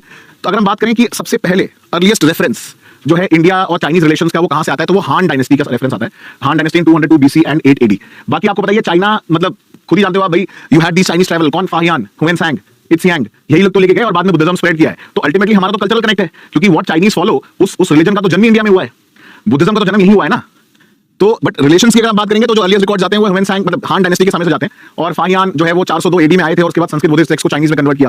एंड 49 में interestingly India was the second non communist country to recognise People's Republic of China. 1950 में Chinese forces form the People's Liberation Army and breach the Sino Tibetan border, और बाद में आपको पता है तिब्बतन डिस्प्यूट हो गया, जिसके बाद Dalai Lama fled to India in 1959। और बाकी 1954 में हमारे बीच में पंचशील एग्रीमेंट साइन हुआ था, जब हिंदी चीनी भाई भाई का नारा लगा। ठीक है, आपको पता है बड़ा फेमस था हिंदी चीनी भाई भाई। सो ये बहुत ही इंपॉर्टेंट था उस समय, पर obviously we got a little backstabbed by these guys, तो उसके बारे में हम बात करेंगे। बट चाइना की हिस्ट्री इतनी इजीली समझ में आ जाती तो फिर बात ही क्या थी। अब आपको हम वो डिस्कस करेंगे जो हमने पहले डिस्कस किया था, आपको याद होगा, देयर वर टू चाइनास। ठीक है, दो चाइना है, जैसे आपने सुना होगा एक बड़े फेमस कॉमेडियन है इंडिया के जो बाहर जाते हैं तो वो दो इंडिया की बात करते हैं, I live in to India. फिर बाद में काफी ज्यादा उनको बैकलैश फेस करना पड़ा, तो उसके बाद ही सेड नहीं मैं तो ऐसे ही बता रहा था, but he is a nice guy, मतलब it's okay, what he highlighted was a concern, but एक तरीका होता है पुट करने का, specially when you go abroad you don't talk about these things. ठीक है, इस तरीके से। एनीवे, सो ऐसे दो चाइना हुआ करते थे पहले। तो दो चाइना कैसे थे, एक था रिपब्लिक ऑफ चाइना और एक था पीपल्स रिपब्लिक ऑफ चाइना जो बना, बट उसके लिए पहले आपको समझना पड़ेगा क्या हुआ था। तो इसलिए मैंने आपके लिए एक्स्ट्रा स्लाइड भी ऐड करी है। तो इधर जो आप देख रहे हैं ये थे नेशनलिस्ट जो आइडियोलॉजी के थे, इनका नाम है चियांग काई शेक। ठीक है, नेशनलिस्ट आइडियोलॉजी वाले, ये फादर है ताइवान के, फाउंडिंग फादर जो है ताइवान के यही है, मिस्टर चियांग काई शेक। और लेफ्टिस्ट या कम्युनिस्ट साइड के लोग कौन, लेड बाय माओ जेडोंग। इन दोनों के बीच में हो गई लड़ाई। ठीक है, लड़ाई हो गई 1940 में, चाइना में सिविल वॉर आ गया, लड़ाई हो गई दोनों ग्रुप के बीच में। पहले सब साथ में थे, लेकिन आइडियोलॉजी विचारधारा को लेके और चाइना को कैसे आगे बढ़ाना है, कैसे ग्रोथ होगा, उसको लेकर लड़ाई हो गई। तो civil war erupted in the mainland China between the nationalist government forces led by Chiang Kai shek and Mao Zedong communist party. Communist लेकिन जीत गए 1949 में, और ये इन्होंने पूरा कंट्रोल बना लिया कहां पे, मेनलैंड चाइना में। तो चियांग काई शेक जो नेशनलिस्ट थे, जो इधर आप देख रहे हैं, उन्होंने क्या किया, नेशनलिस्ट पार्टी छोड़ के जिसको क्यूमिनतांग बोला जाता था, ये ताइवान चले गए जो एक आइलैंड है। ठीक है, और वहां पे जाके इन्होंने अपनी गवर्नमेंट बनाई जिसको रिपब्लिक ऑफ आरओसी बोला जाता है, रिपब्लिक ऑफ चाइना। तो इसी हिस्ट्री को चाइना आज भी यूज करता है, सेइंग कि भैया देख लो ये तो हमारी है, ये कौन से नई जगह आ गए। तो इसी चीज को चाइना आज भी बोलता है कि originally Taiwan was a part of China, क्योंकि आरओसी तो अपने ही लोग थे, बट उस समय तो नहीं थे। उस समय तो आपने बोला कि नेशनलिस्ट हैं और हम कम्युनिस्ट हैं, अब बोल रहे हैं तो अपने ही लोग हैं, तो टेक्निकली हिस्टोरिकली हमारा इन पे अधिकार है। सो चाइना बोलता है यही हिस्ट्री की, क्योंकि ये लोग गए थे, ये मेनलैंड चाइना से गए थे, उन्होंने अलग बना दिया, कोई अलग देश नहीं है, वो अपना हिस्सा है। इट्स लाइक सेइंग कि अपने लोग अंडमान निकोबार गए थे, Andaman Nicobar is a part of India, which is true, but then हमारे ऐसा थोड़ी होता कि लड़ाई करके लोग गए थे। मतलब ये तो वाली बात होगी, मतलब रेफरेंस आप देखो कि ऐसा बोल रहे हैं चाइना कि अंडमान निकोबार के लोग हमारे हैं, बात तो सही है इंडिया के लिए, लेकिन हमारे यहाँ सिविल वॉर थोड़ी हुआ था। यहाँ तो मार्केटाई हो गई, सिविल वॉर हो गया, आइडियोलॉजी को लेकर लड़ाई हो गई। क्यूमिनतांग उनकी पार्टी का नाम है। ठीक है, जो उनकी नेशनलिस्ट पार्टी उसका नाम था क्यूमिनतांग, यहाँ जो लिखा हुआ है इनकी पार्टी का नाम है। इनकी पार्टी का नाम क्या है, communist party of China, CCP. आपने देखा होगा ना, कन्वेंशन होता है बड़ा बड़ा। तो इनकी जो पार्टी है, जो शी जिनपिंग जिसको बिलोंग करते हैं, सीसीपी को बिलोंग करते हैं, Chinese communist party of China. ठीक है, चाइनीज कम्युनिस्ट पार्टी। तो आरओसी जो है उनकी पॉलिटिकल पार्टी का नाम था क्यूमिनतांग। यहां तक बात क्लियर सबको सबको। बट ताइवान बोलता है भाई हम तुम्हारे साथ नहीं है इस मामले में, हमारी तुम्हारी लड़ाई हो चुकी है, हमारी तुम्हारी कोई आइडियोलॉजी मैच नहीं करती। तो चाइना इस हिस्ट्री की वजह से बोलता है कि ताइवान पे हमारा हिस्टोरिकल क्लेम है, लेकिन ताइवान वाले बोलते हैं कि हमारी विचारधारा तुमसे बिल्कुल अलग है, हम तुम्हारे से सिमिलर है ही नहीं। ठीक है, दोनों में कट्टी हो गई है। ठीक है, लड़ाई। उन्होंने बोला कि और कोई स्कोप ही नहीं है इसका रेजोल्यूशन का, क्योंकि दोनों की बात सही, दोनों की आइडियोलॉजी बहुत अलग है। अच्छा, आपको पता है जब चाइना को चढ़ाना होता है तो ताइवान क्या करता है, you know what they do जब चढ़ाना होता है। अच्छा, आपको एक बात बताता हूं मैं, जब गलवान इंसिडेंट हुआ था और गलवान के बाद जब हमारे सोल्जर्स ने इनको पिटाई करके भेजा था, मारा था, आपको पता है ताइवान ने क्या किया था फिर? Does anybody know what happened? Taiwan की स्टेट मीडिया, ठीक है, जो उनकी ऑफिशियल मीडिया है, उन्होंने फ्रंट पेज ऐड निकाला था और ट्वीट किया था लॉर्ड राम विश करते हुए कि लॉर्ड राम जो है वो पिटाई कर रहे हैं। ठीक है, फोटो निकाली थी, दिखाऊं मैं आपको। तो वो भी ना पीछे नहीं रहते, वो भी बड़े सही है, वैसे ही है जो ताइवान वाले हैं, ये पीछे नहीं रहते लोग इन सब चीजों में, मॉक कर रहे हैं ड्रैगन को कि ड्रैगन के ऊपर कब्जा कर लिया। देखो ये देखो ताइवान न्यूज का है ये, we conquer and we kill करके। ये सोचो उन्होंने अगले दिन ट्वीट किया था ये कि ड्रैगन के ऊपर लॉर्ड राम ने हमला कर दिया। ड्रैगन को उन्होंने ट्वीट किया कि ये रावण की राक्षस सेना है। ठीक है, उन्होंने ये ट्वीट किया था अगले दिन, सोचो। और ये उनकी ऑफिशियल स्टेट मीडिया है ताइवान न्यूज, जैसे हमारा दूरदर्शन है वैसे उनका एक तरीके से आप कह सकते हो। तो ये लोग भी पीछे नहीं हटते, we conquer and we kill करके। ये गलवान के बाद हुआ था। ठीक है, तो ऐसे और भी इंटरेस्टिंग फोटोग्राफ देखते रहेंगे। तो बेसिकली कहानी ये है। तो इसी वजह से अब आप इधर आ जाइए कि जो सिचुएशन है ताइवान की, तो मैं पहले ताइवान इसलिए डिस्कस कर ले रहा हूं क्योंकि इसमें समझ लेते हैं क्या इशू है, ज्यादा और डिटेल में जाने की जरूरत नहीं है, and then will come to specifically to India China, क्योंकि दैट विल टेक टाइम। तो अब ताइवान के पास आप देखिए क्या दिक्कत है, ये यहां पे आगे भाग के लोग। ठीक है, और ओरिजिनली मैंने आपको बताया था कि जो रिपब्लिक ऑफ चाइना है उसको ऑफर आया था, जो काई शेक है उनकी पार्टी को ऑफर आया था परमानेंट सीट का, यूएन सिक्योरिटी काउंसिल का। बट आपको पता है वर्ल्ड पॉलिटिक्स में ये सब चीजें होती है, डिप्लोमेसी में चालू बना होता है, उन्हें भी अपना एडवांटेज देखना था यूएस को और बाकी कंट्रीज को। लगा यार मेनलैंड चाइना तो बहुत बड़ा है, उसकी पार्टी को देते हैं। देखो आपको ना आइडियोलॉजी समझनी पड़ेगी, विचारधारा। आप ये चीज समझिए कि अमेरिकन और ब्रिटिशर्स सबसे ज्यादा किससे डरते थे, कम्युनिस्ट विचारधारा से डरते थे या सोवियत से डरते थे। तो how can they support them for permanent seat? आप सोचो ना, सीसीपी को कैसे दे सकते थे परमानेंट सीट? जो अमेरिकन है ब्रिटिशर्स, उन्होंने क्या करा, वो यही नहीं चाहते थे, वो सोवियत को नहीं चाहते थे या कम्युनिस्ट लोगों को सपोर्ट ही नहीं करना चाहते थे। तो उन्होंने आरओसी को ऑफर किया, बट जब उन्हें लगा कि यार आरओसी में फायदा नहीं, क्योंकि उन्हें पता था आरओसी हार जाएगा, छोटा देश है, कंट्री पॉपुलेट। अब देखो ना Taiwan comparatively does not stand anywhere with respect to China. तो उन्हें पॉलिटिक्स समझ में आ गई कि इसको सपोर्ट करने में फायदा नहीं है, चाइना को अपनी साइड ले लो। वो आपने सुनी ना कहावत कि keep your friends closer and enemies much closer. ये एनवाई वाला हिसाब है कि चाइना को अपने साथ रखोगे तो कम से कम ये रहेगा कि उसको कंट्रोल कर पाएंगे। तो मेन मुद्दा था चाइना को या कम्युनिस्ट पार्टी को सपोर्ट करने का, परमानेंट सीट के लिए जो दिलाया चाइना को इन्होंने, वो इसलिए दिलाया, ठीक है। तो उस वजह से, और अभी हम आगे डिस्कस भी करेंगे कि चाइना के जो मेन कंसर्न है वो क्या है। तो ताइवान के साथ देखो इनकी इसलिए बनती है बिकॉज़ ताइवान अब इंडिपेंडेंटली बहुत बड़ी पावरफुल कंट्री बन गया है, वर्ल्ड के सारे सेमीकंडक्टर का पेटेंट इनके पास है। अब चाइना वो चीज चाहता है, अगल बगल आप देखो पानी में अगल बगल इनके पास बहुत सारे fishing resources, oil and gas है जो चाइना चाहता है, क्योंकि उसकी भूख नहीं खत्म हो रही है। किस चीज की भूख है? रिसोर्सेज की भूख है। जितना भी आप देख रहे हो साउथ चाइना सी, उसके बाद यहाँ देखो इनको ये पूरा रिसोर्सेज चाहिए, they want entire area for oil gas fishes सब कुछ। तो इस वजह से क्या होता है, आप देखो कोई भी न्यूज आती है कि इनके एयर डिफेंस जोन को ब्रीच कर दिया, एयरक्राफ्ट सामने आ गया, शिप के पास आ गया, चाइनीज पीएल है उनकी सबमरीन आ जाती है यहाँ पे, ये लोग मिलिट्री एक्सरसाइज करते रहते हैं। इस पे मैंने बहुत सारे वीडियो बनाए हैं स्टडी की यूट्यूब चैनल पे, और भी बहुत सारे आपको वीडियोस मिल जाएंगे। So ultimately it is all about power game. और वो शी जिनपिंग, मतलब ये भी रिपोर्ट निकली हुई है, इनफैक्ट आज ही मैं पढ़ा था रिपोर्ट आई है जहां पे बात चल रही है कि Xi Jinping might just attack Taiwan by the end of this year, ठीक है। मतलब इस साल के एंड तक शायद शी जिनपिंग प्लान भी कर रहे हैं, वो सारा वो बिल्ड कर रहे हैं रिसोर्सेज की, क्या हम हमला कर सकते हैं। क्योंकि देखो ताइवान पे हमला करना will be like a full front war, क्योंकि ताइवान को इंडिया सपोर्ट कर रहा है, डायरेक्टली तो नहीं कर रहे, इनडायरेक्टली तो कर रहे हैं, यूएस का पूरा सपोर्ट है। मतलब ऑब्वियसली बात है चाइना यूएस बिल्कुल ऑपोजिट है इस चीज पे। तो चाइना अपनी कैपेबिलिटीज को बिल्ड कर रहा है कि क्या वो हमला कर सकता है, बिकॉज़ उस समय पे उसे यूएस को भी फेस करना पड़ेगा और नेटो को भी फेस करना पड़ेगा। तो अभी वो धीमे धीमे कैपेबिलिटीज अपनी बिल्ड कर रहा है, ठीक है। अभी 9 डैश लाइन पे आएंगे 9 डैश लाइन पे। तो ताइवान की कहानी इतनी सी है कि बेसिकली दो अलग अलग आइडियोलॉजी है, और चाइना की नजर है उनके जो मैन्युफैक्चरिंग सेमीकंडक्टर इंडस्ट्री पे, और वो चाहता है कि उसका दबदबा बढ़ जाए। और एक और रीजन है, अभी मैंने आपको ईईजेड के बारे में बताया। ईईजेड क्या होता है? एक्सक्लूसिव इकोनॉमिक जोन होता है, किसी भी कंट्री के बेस लाइन से 200 नॉटिकल माइल तक उसका अधिकार होता है रिसोर्सेज का। यस और नो? यही होता है ना। अभी 9 डैश लाइन का भी कॉन्सेप्ट बता देता हूं कि है क्या इशू। ताइवान अगर चाइना के पास आ जाएगा, ठीक है, तो 200 नॉटिकल माइल यहां से काउंट होगा। अभी कहां से काउंट हो रहा है? पीछे से काउंट हो रहा है, येलो वाले पोर्शन से। भाई विन विन सिचुएशन है, क्योंकि अभी तो उनको यहां से काउंट करना पड़ रहा है, ताइवान का अलग से क्लैश कर रहा है। जब ये हिस्सा इतना आ जाएगा इनका, तो यहां तक ये अपना एरिया एक्सपैंड कर सकते हैं, इन्फ्लुएंस। और साउथ चाइना सी भी यहीं पे है। तो मैं आपको साउथ चाइना सी की 9 डैश लाइन का भी कॉन्सेप्ट दिखा देता हूं साथ में, क्योंकि बात कर रहे हैं जब, क्योंकि फिर तसल्ली से हम लोग ना इंडिया और चाइना के इश्यूज डिस्कस करेंगे। अभी थोड़े साइड वाले पेरिफेरल इश्यूज देख लेते हैं। ये है साउथ चाइना सी का इशू। नोट्स मत बनाओ, सुनते जाओ, जो नोट करना है नोट कर सकते हो, बाकी तो पीपीटी मिल जाएगी आपको। तो what is this 9 dash line, ठीक है क्या? इसके बारे में समझते हैं पहले। बड़े सिंपल टर्म में ये चाइना बोलता है कि हमारा हिस्सा है, ठीक है। जो डॉटेड लाइन दिख रही है रेड कलर की आपको, ये डॉटेड लाइन है। चाइना बोलता है इसके अंदर जितना हिस्सा है वो हमारा है।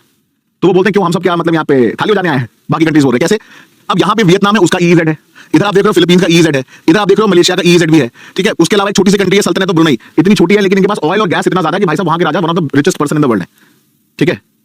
उनके वहां सुना है कभी ब्रुनई के राजा के बारे में देखा है आपने? इतनी सी कंट्री है, इतनी सी दिखेगी भी नहीं शायद, मैं आप ढूंढ भी ना पाओ। इतनी सी कंट्री में पॉपुलेशन ऑब्वियसली कम है, लेकिन उनके पास वर्ल्ड के वन ऑफ द कह सकते हो सिग्निफिकेंट ऑयल और गैस रिसोर्सेज हैं। और वो भाई साहब राजा हैं, वो राजा जो है सोने में रहते हैं, मतलब प्लेन भी सोने का, even to an extent toilet seat भी उनकी सोने की है। अब आप बताओ, सुल्तान ऑफ ब्रुनई जो है, अभी उन्होंने रिसेंटली बेटी की शादी करी थी, बेटी मतलब क्या ही सोने से बिल्कुल उसको तौल दिया था उन्होंने। एंड मतलब बहुत ही वो है पैसा अल्टीमेट, मतलब आप सोच ही नहीं सकते।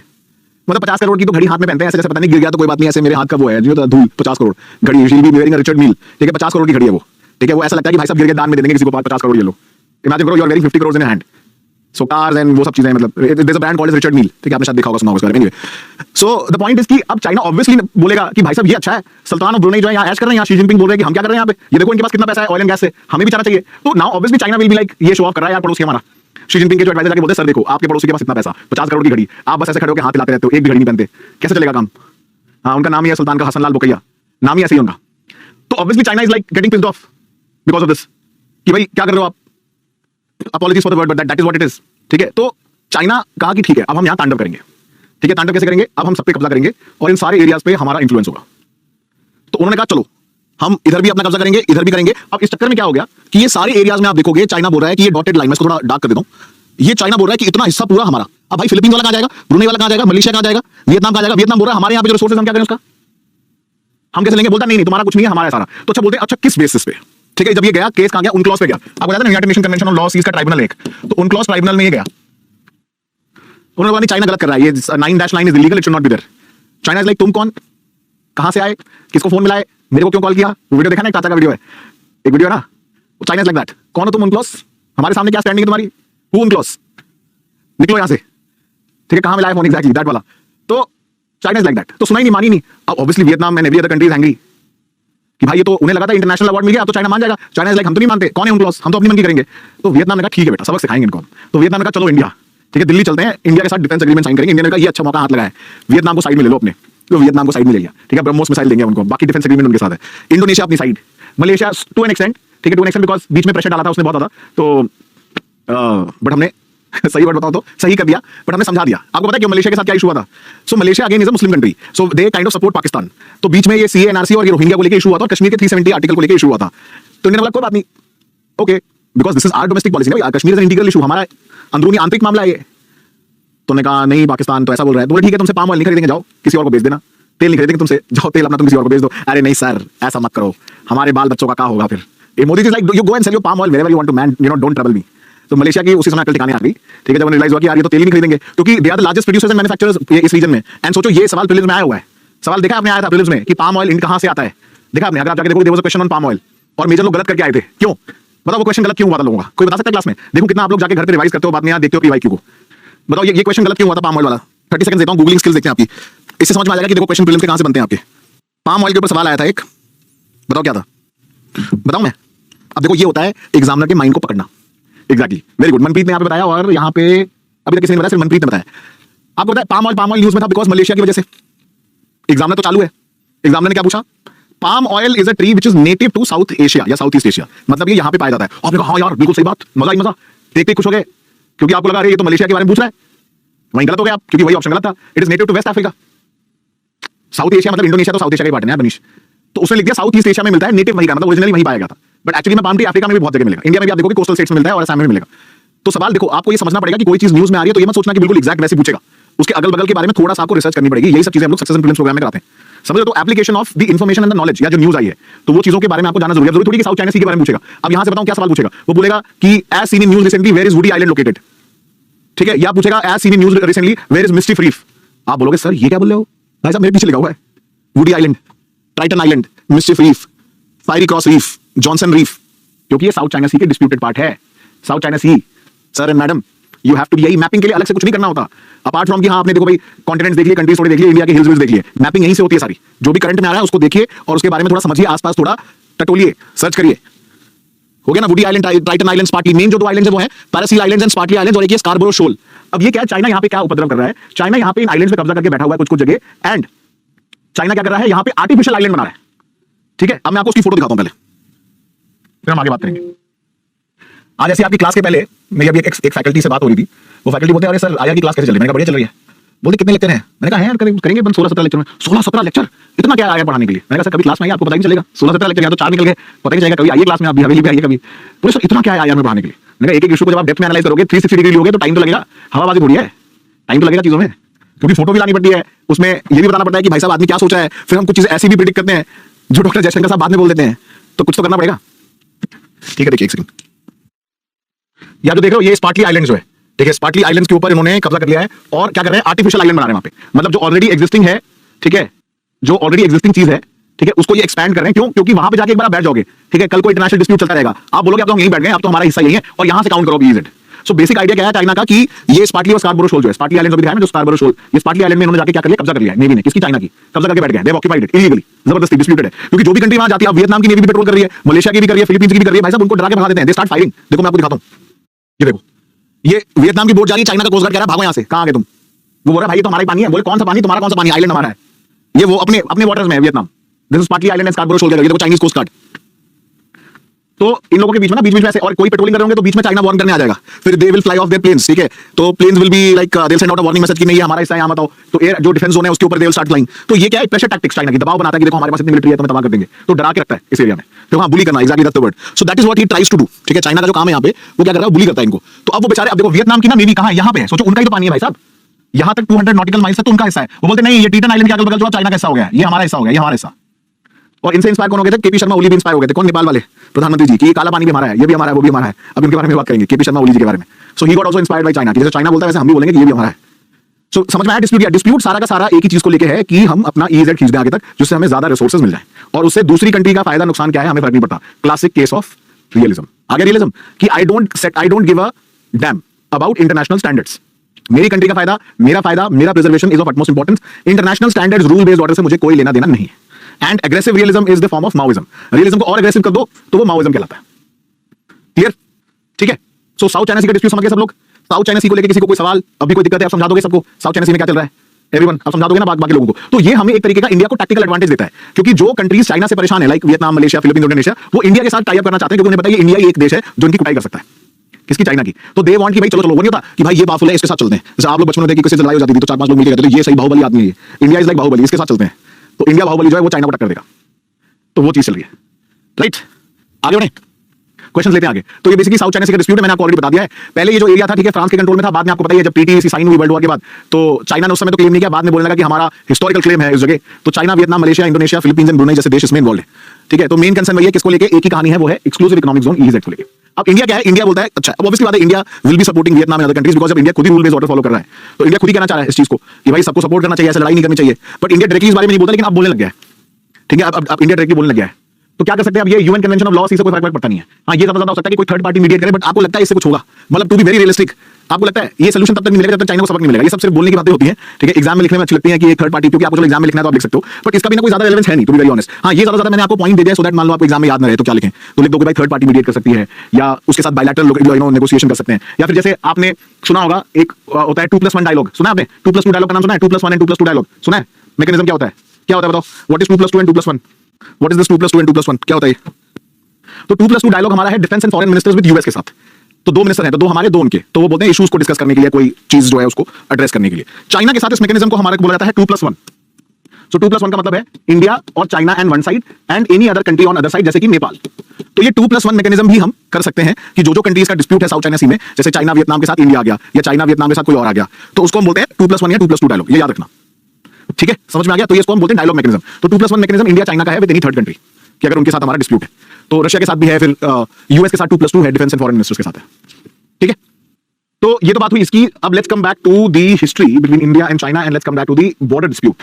क्या कहानी है, कैसे चालू हुई है, उसके बारे में बात करेंगे। फिर हम बात करेंगे चाइना के बारे में, नाथुला के बारे में, डोकलाम के बारे में, अरुणाचल के बारे में, यांगजी के बारे में, सबके बारे में बात करेंगे।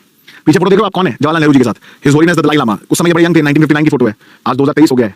तो हिज होलीनेस दलाई लामा, ही एस्केप्ड तवांग, तो अपने साथ आए थे, और अपने जो सपोर्टर्स हैं उनके साथ, और फौज के साथ, और इंडिया की तरफ से भी गई थी फौज उनको सपोर्ट करने के लिए। सो बेसिकली इसीलिए था क्योंकि आप देखोगे इंडिया ने प्रोटेस्ट चालू कर दिया था, जो 1955 में जो नॉर्दर्न फ्रंटियर का ऑफिशियल मैप है उसको चाइना ने दिखा दिया कि वो उनका पार्ट है, ठीक है। उन्होंने दिखा दिया कि दिस वाज देयर पार्ट। तो 56 में जुएन लाई इंडिया आया, और उन्होंने गुडविल मिशन पे आए थे कि चलो इन इश्यूज को रिजॉल्व करते हैं। और बाद में 58 में ऑफिशियली इंडिया ने अगेन प्रोटेस्ट किया, inclusion of this northern Assam and north East Frontier agency बोलते हैं। आपको पता है कि जो असम का रीजन है, अरुणाचल का रीजन है, इसको नेफा बोला जाता था, नेफा। आपने शायद वर्ड सुना होगा इसको, ठीक है। अच्छा, एक यहाँ पे कमेंट आया है, ठीक है, वो अब मेरे को समझ में आ रहा है कि मैं उसका जवाब कैसे दूं, ठीक है। यहाँ पे एक मैडम का कमेंट है, सर ये बताइए आया इतनी आसानी में समझ में कैसे आ जा रहा है? अब मैं क्या बोलूं कि क्योंकि मैंने पढ़ाया है इसलिए समझ में आ जा रहा है, मतलब इसका जवाब दूं या ना दूं? मतलब अब ये भी दिक्कत है जिंदगी में कि समझ आ रहा है तो भी दिक्कत है, नहीं भी समझ में आ रहा है तो बहुत दिक्कत है, लेकिन जिंदगी में दिक्कत बहुत है, ठीक है। फिर सर विश्वास नहीं हो रहा कि आया समझ में आ जा रहा है, ठीक है।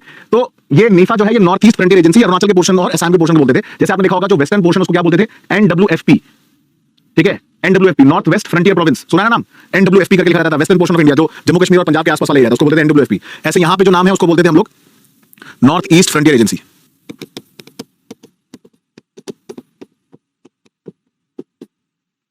ओके। एनीवे, सो 1959 में फिर जब दलाई लामा इंडिया आ गया, उसके बाद जब ये इशू बढ़ गया, तो जुएन लाई ने ऑफिशियली बोल दिया कि भाई साहब अब तो हम बात नहीं करेंगे, and 40,000 square kilometre of Indian territory को उन्होंने बोला कि ये चाइना का हिस्सा है, ठीक है। तो ये बेसिकली कहानी है। तो अभी हम लोग तिब्बतन बॉर्डर, जो तिब्बत का इशू, उसको और डिटेल में करेंगे, और बाकी सारी चीजों को भी करेंगे। बट पहले जरा एक बार मैप देख लेते हैं हमारा कि है क्या मुद्दा। मुद्दा ही क्या है? मुद्दा है ये 3 जगह, वेस्टर्न सेक्टर, सेंट्रल या middle sector and the eastern sector, ठीक है। 3 सेक्टर हैं जहां पे हमारा क्या है, डिस्प्यूट है विथ चाइना।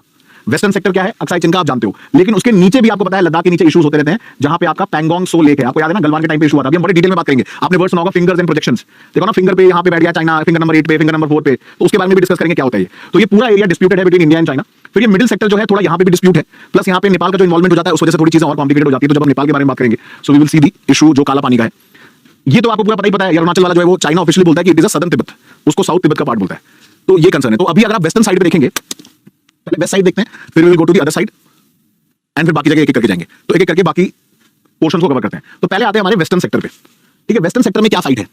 वेस्टर्न सेक्टर में फाइट है, आप देखो ये मैप बड़ा डिटेल्ड है।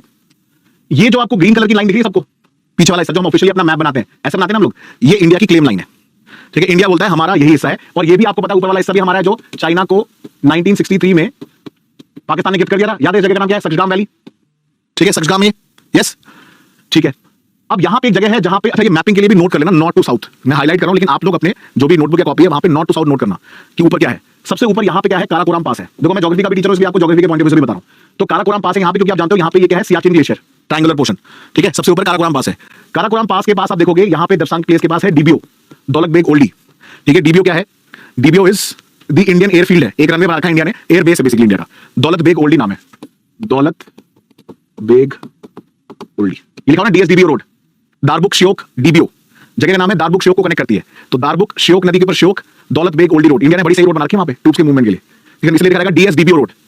ठीक, इसके नीचे जब आप आओगे तो आपको जो गलवान वाला क्लैश हुआ था उसकी जगह मिलेगी। तो वो कैसा है, वो ना बेसिकली एक तरीके का टी पॉइंट है। तो वहां पे ये गलवान ना नदी है, गलवान नाला भी बोलते हैं, नाला वर्ड यूज किया जाता है जंगली पहाड़ी इलाकों में, गलवान रिवर है, वो जाके श्योक नदी में मिलती है। तो it's like a T point, और वहां पे ना पहाड़ी इलाका था ऐसा, तो उसमें बड़ी पतली सी रोड थी, खाई थी रोड, या रोड भी नहीं थी, उस पर ट्रूप्स पेट्रोलिंग करते थे।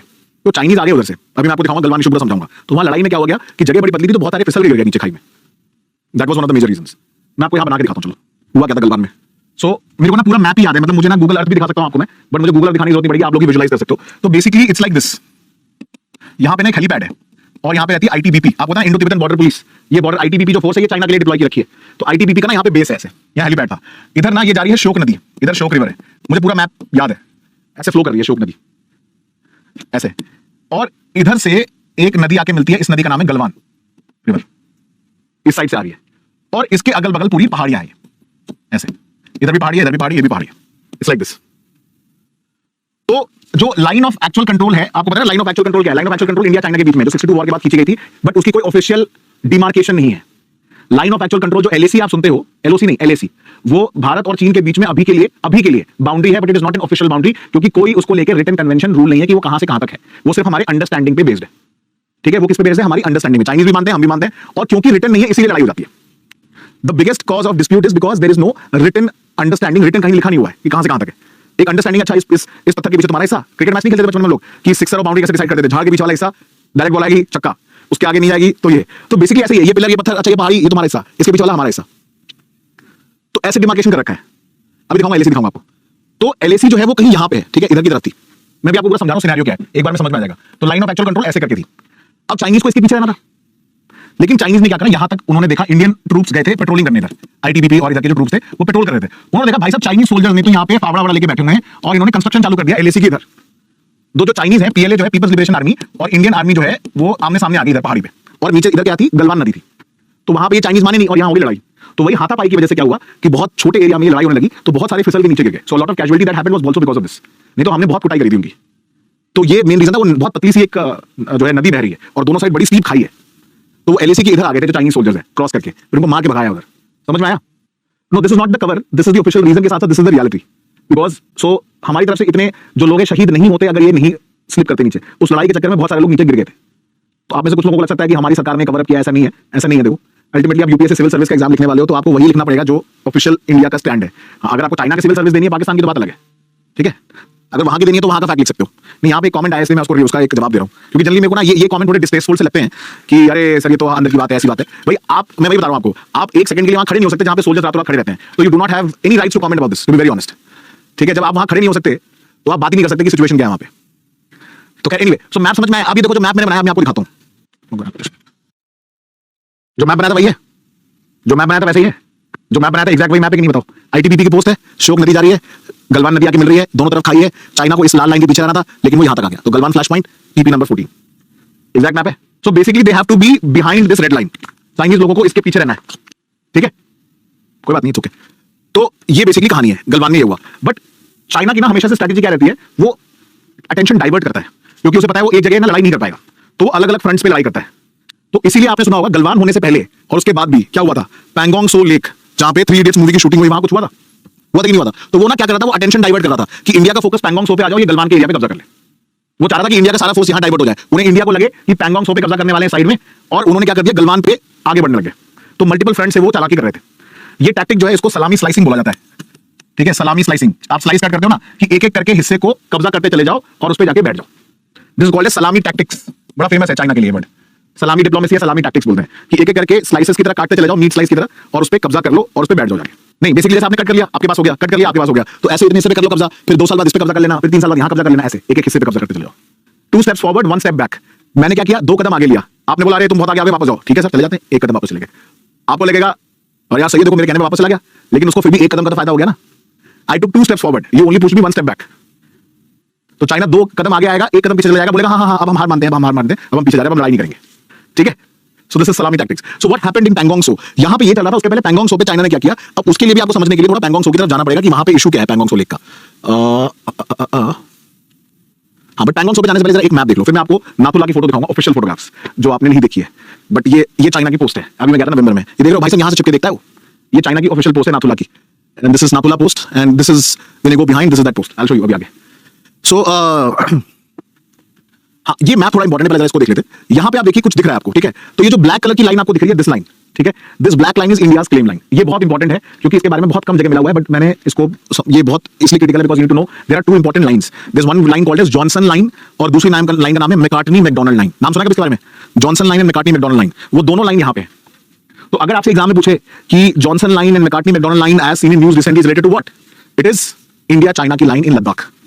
ब्रिटिशर्स के टाइम पे बनाई गई थी, लद्दाख रीजन में है Macartney MacDonald and Johnson line. देखो कौन सी ग्रीन कलर की जो लाइन है, ये 1899 में बनाई गई थी, जिसको बोला जाता है मैकार्टनी मैकडॉनल्ड लाइन. दिख रहा है ग्रीन कलर की लाइन आपको, ये येलो कलर तो छोड़ दो, ये येलो जो दिख रहा है ना, ये हाईवे है चाइना का. ये दिख रही है आपको ग्रीन कलर की लाइन, तो ग्रीन के उस साइड वाला हिस्सा चाइना का माना गया 1899 में, और ये था ब्रिटिश इंडिया का पार्ट. ठीक है, इधर वाला हिस्सा, ग्रीन वाला हिस्सा. यहां तक बात क्लियर है. ये जो दिखा ना लक्सांग रेंज, लिखा हुआ है लक्सांग रेंज करके लिखा हुआ है ना, लक्सांग रेंज. यहाँ पे ये जो ग्रीन लाइन है, इसको बोला जाता है आपकी मैकार्टनी मैकडॉनल्ड लाइन, जो 1899 तक चाइना को एक्सेप्टेड थी कि हाँ ये हमारा बॉर्डर है, उन्होंने एक्सेप्ट कर रखा था. ठीक है, फिर आपको पता है चाइना मानता तो है नहीं. फिर उन्होंने क्या किया, उन्होंने आगे 62 की लड़ाई हुई. ठीक है, 62 की लड़ाई के बाद आप देखोगे चाइना यहां तक आ गया था. ठीक है, कहां तक, रेड लाइन के पास, और ब्लू लाइन जो आपको दिख रही है यहां तक ये पहुंच गया था 62 के वॉर के टाइम पे. Is it visible? ऑडियो को बता रहा, ऑडियो वीडियो शो हो रहा है सबको, ठीक है, सुनाई दे रहा है. ठीक है, हाँ. तो जॉनसन लाइन कौन सी, देखिए जॉनसन लाइन ये वाली, मैं यही लिख देता हूं. एक second, let me just open this. ये जो मैं ब्लैक से बना रहा हूं, ठीक है, this is called as Johnson line, जो इंडिया की ऑफिशियल लाइन है, जो हम बोलते हैं कि भाई ये हमारा मैप का हिस्सा है, जॉनसन लाइन. ठीक है, ये ब्लैक वाला जो बनाया मैंने. ठीक, तो ये जॉनसन लाइन है जो एक्सेप्टेड थी, लेकिन ये कब की है, 1865 की है ये वाली लाइन. फिर इनके बीच में डिस्प्यूट हुआ, ब्रिटिशर्स के टाइम में उन्होंने एक नई लाइन बनाई जिसका नाम है मैकार्टनी मैकडॉनल्ड लाइन 1899 में, वो है ग्रीन कलर की, मैं यहां पे बना देता हूं ऐसे. ठीक है, this is called as Macartney MacDonald line. ठीक है, मैकार्टनी मैकडॉनल्ड लाइन 1899 में यहां तक इनको एक्सेप्टेड थी. मतलब ग्रीन लाइन के उस साइड वाला हिस्सा चाइना बोलता था कि हमारा है, ठीक है हमने मान लिया, इधर वाला इंडिया को दे दिया. ठीक है, अभी क्वेश्चन लूंगा मैं आप लोगों को, पहले इसको जरा समझ लो.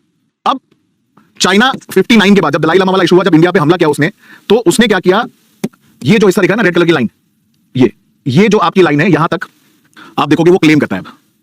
और जब लड़ाई हुई तो वो कहां बैठा हुआ था, वो यहां बैठा हुआ था. तो this was the line which separated both of our forces. तो ब्लैक और रेड कलर से मैंने बनाई हुई है. ब्लैक वाला जो है ये 1962 में वॉर के टाइम पे इधर इंडियन फोर्सेस थी, उधर चाइनीज फोर्सेस थी. और अभी जो ये रेड लाइन है, यही हमारा क्या है, लाइन ऑफ एक्चुअल कंट्रोल है, LAC. मतलब इसके ना इधर चाइना आएगा ना इंडिया भी उधर जाएगा, जब तक कोई रेजोल्यूशन नहीं होता. तो ये रेड कलर की जो लाइन है, यही है लाइन ऑफ एक्चुअल कंट्रोल. ठीक है, जो 62 वॉर के बाद दोनों ने एग्री करा कि ना इसके उधर कोई जाएगा ना इधर कोई जाएगा. तो लाइन ऑफ एक्चुअल कंट्रोल क्यों बोलते हैं, क्योंकि ये एक्चुअल कंट्रोल लाइन है जो दोनों मानते हैं, रिटन नहीं है. ठीक है, रिटन नहीं है, एक्चुअल कंट्रोल है. जो पिछली पुरानी लाइन है छोड़ दो उसको, लेकिन इंडिया अभी भी बोलता है कि ये ब्लैक वाली जो लाइन है पीछे जो हमारा मैप का बनाते हैं जॉनसन लाइन, वो ऑफिशियल बाउंड्री है. दैट मींस अक्साई चीन is a part of India. ये बात समझ में आई सबको? ठीक है, तो बेसिकली डिस्प्यूटेड क्या है, फिर ये पूरा हिस्सा डिस्प्यूटेड है, क्योंकि ये क्या है, ये अक्साई चीन का पार्ट है जो इंडिया का है, लेकिन चाइना बोलता है ये हमारा है. तो ये पूरा जो मैंने शेड किया हुआ, ये पूरा हिस्सा डिस्प्यूटेड है. रेड के इधर वाला हिस्सा इंडिया का पार्ट है करेंटली.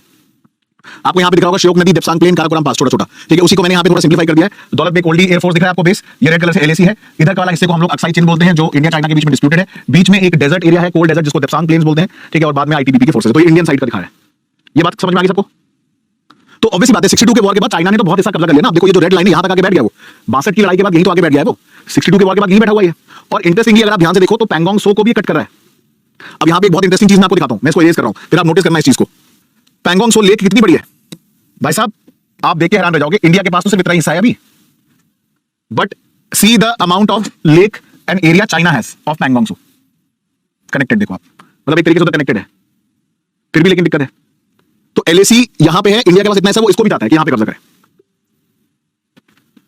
ठीक है, Y junction basically meeting point है जहां पे ट्रूप्स जनरली चाइना और इंडिया के आमने सामने आ जाते हैं.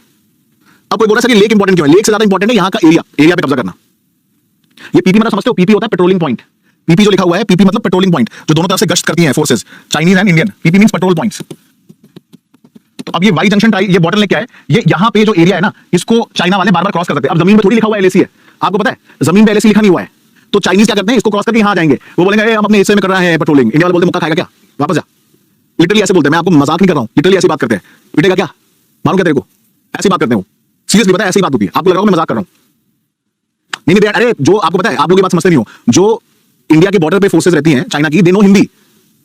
उनको ट्रेन भाई उनको सिखाया जाता है कि थोड़े बहुत ताकि उनको समझ में आए कि व्हाट इज हैपनिंग। तो बातचीत ही नहीं हो सकती, इंग्लिश भी समझ में आती है। सिमिलरली इंडिया के साइड से कुछ लोग होते हैं जो ऑफिसर लेवल होते हैं, उन्हें मैंड्रिन आती है, फिर बात कैसे करेंगे? फिर हमने कहा डिसएंगेजमेंट होगा, कमांडर लेवल टॉक्स होगी, तो कमांडर लेवल में क्या हंसे, एक दूसरे की शक्ल देखेंगे हंसते हुए, वो मैंड्रिन में कुछ बोल रहा है, हिंदी में उसको बोल रहे हैं, ऐसा थोड़ी होता है। थोड़ा बहुत समझ में आता है उनको भी, ऐसा थोड़ी हो सकता है नेगोशिएशन। सो बेसिकली ये क्या वाई जंक्शन बॉटल ने क्या है कि ऐसा एक पॉइंट है यहाँ पे चाइनीज फोर्सेज आ जाती हैं, वो क्रॉस कर जाती हैं और वो बोलते हैं उन्हें लगता है कि वो अपने एरिया में कब कर रहे हैं, पेट्रोलिंग कर रहे हैं, बट वो एक्चुअली गलत है।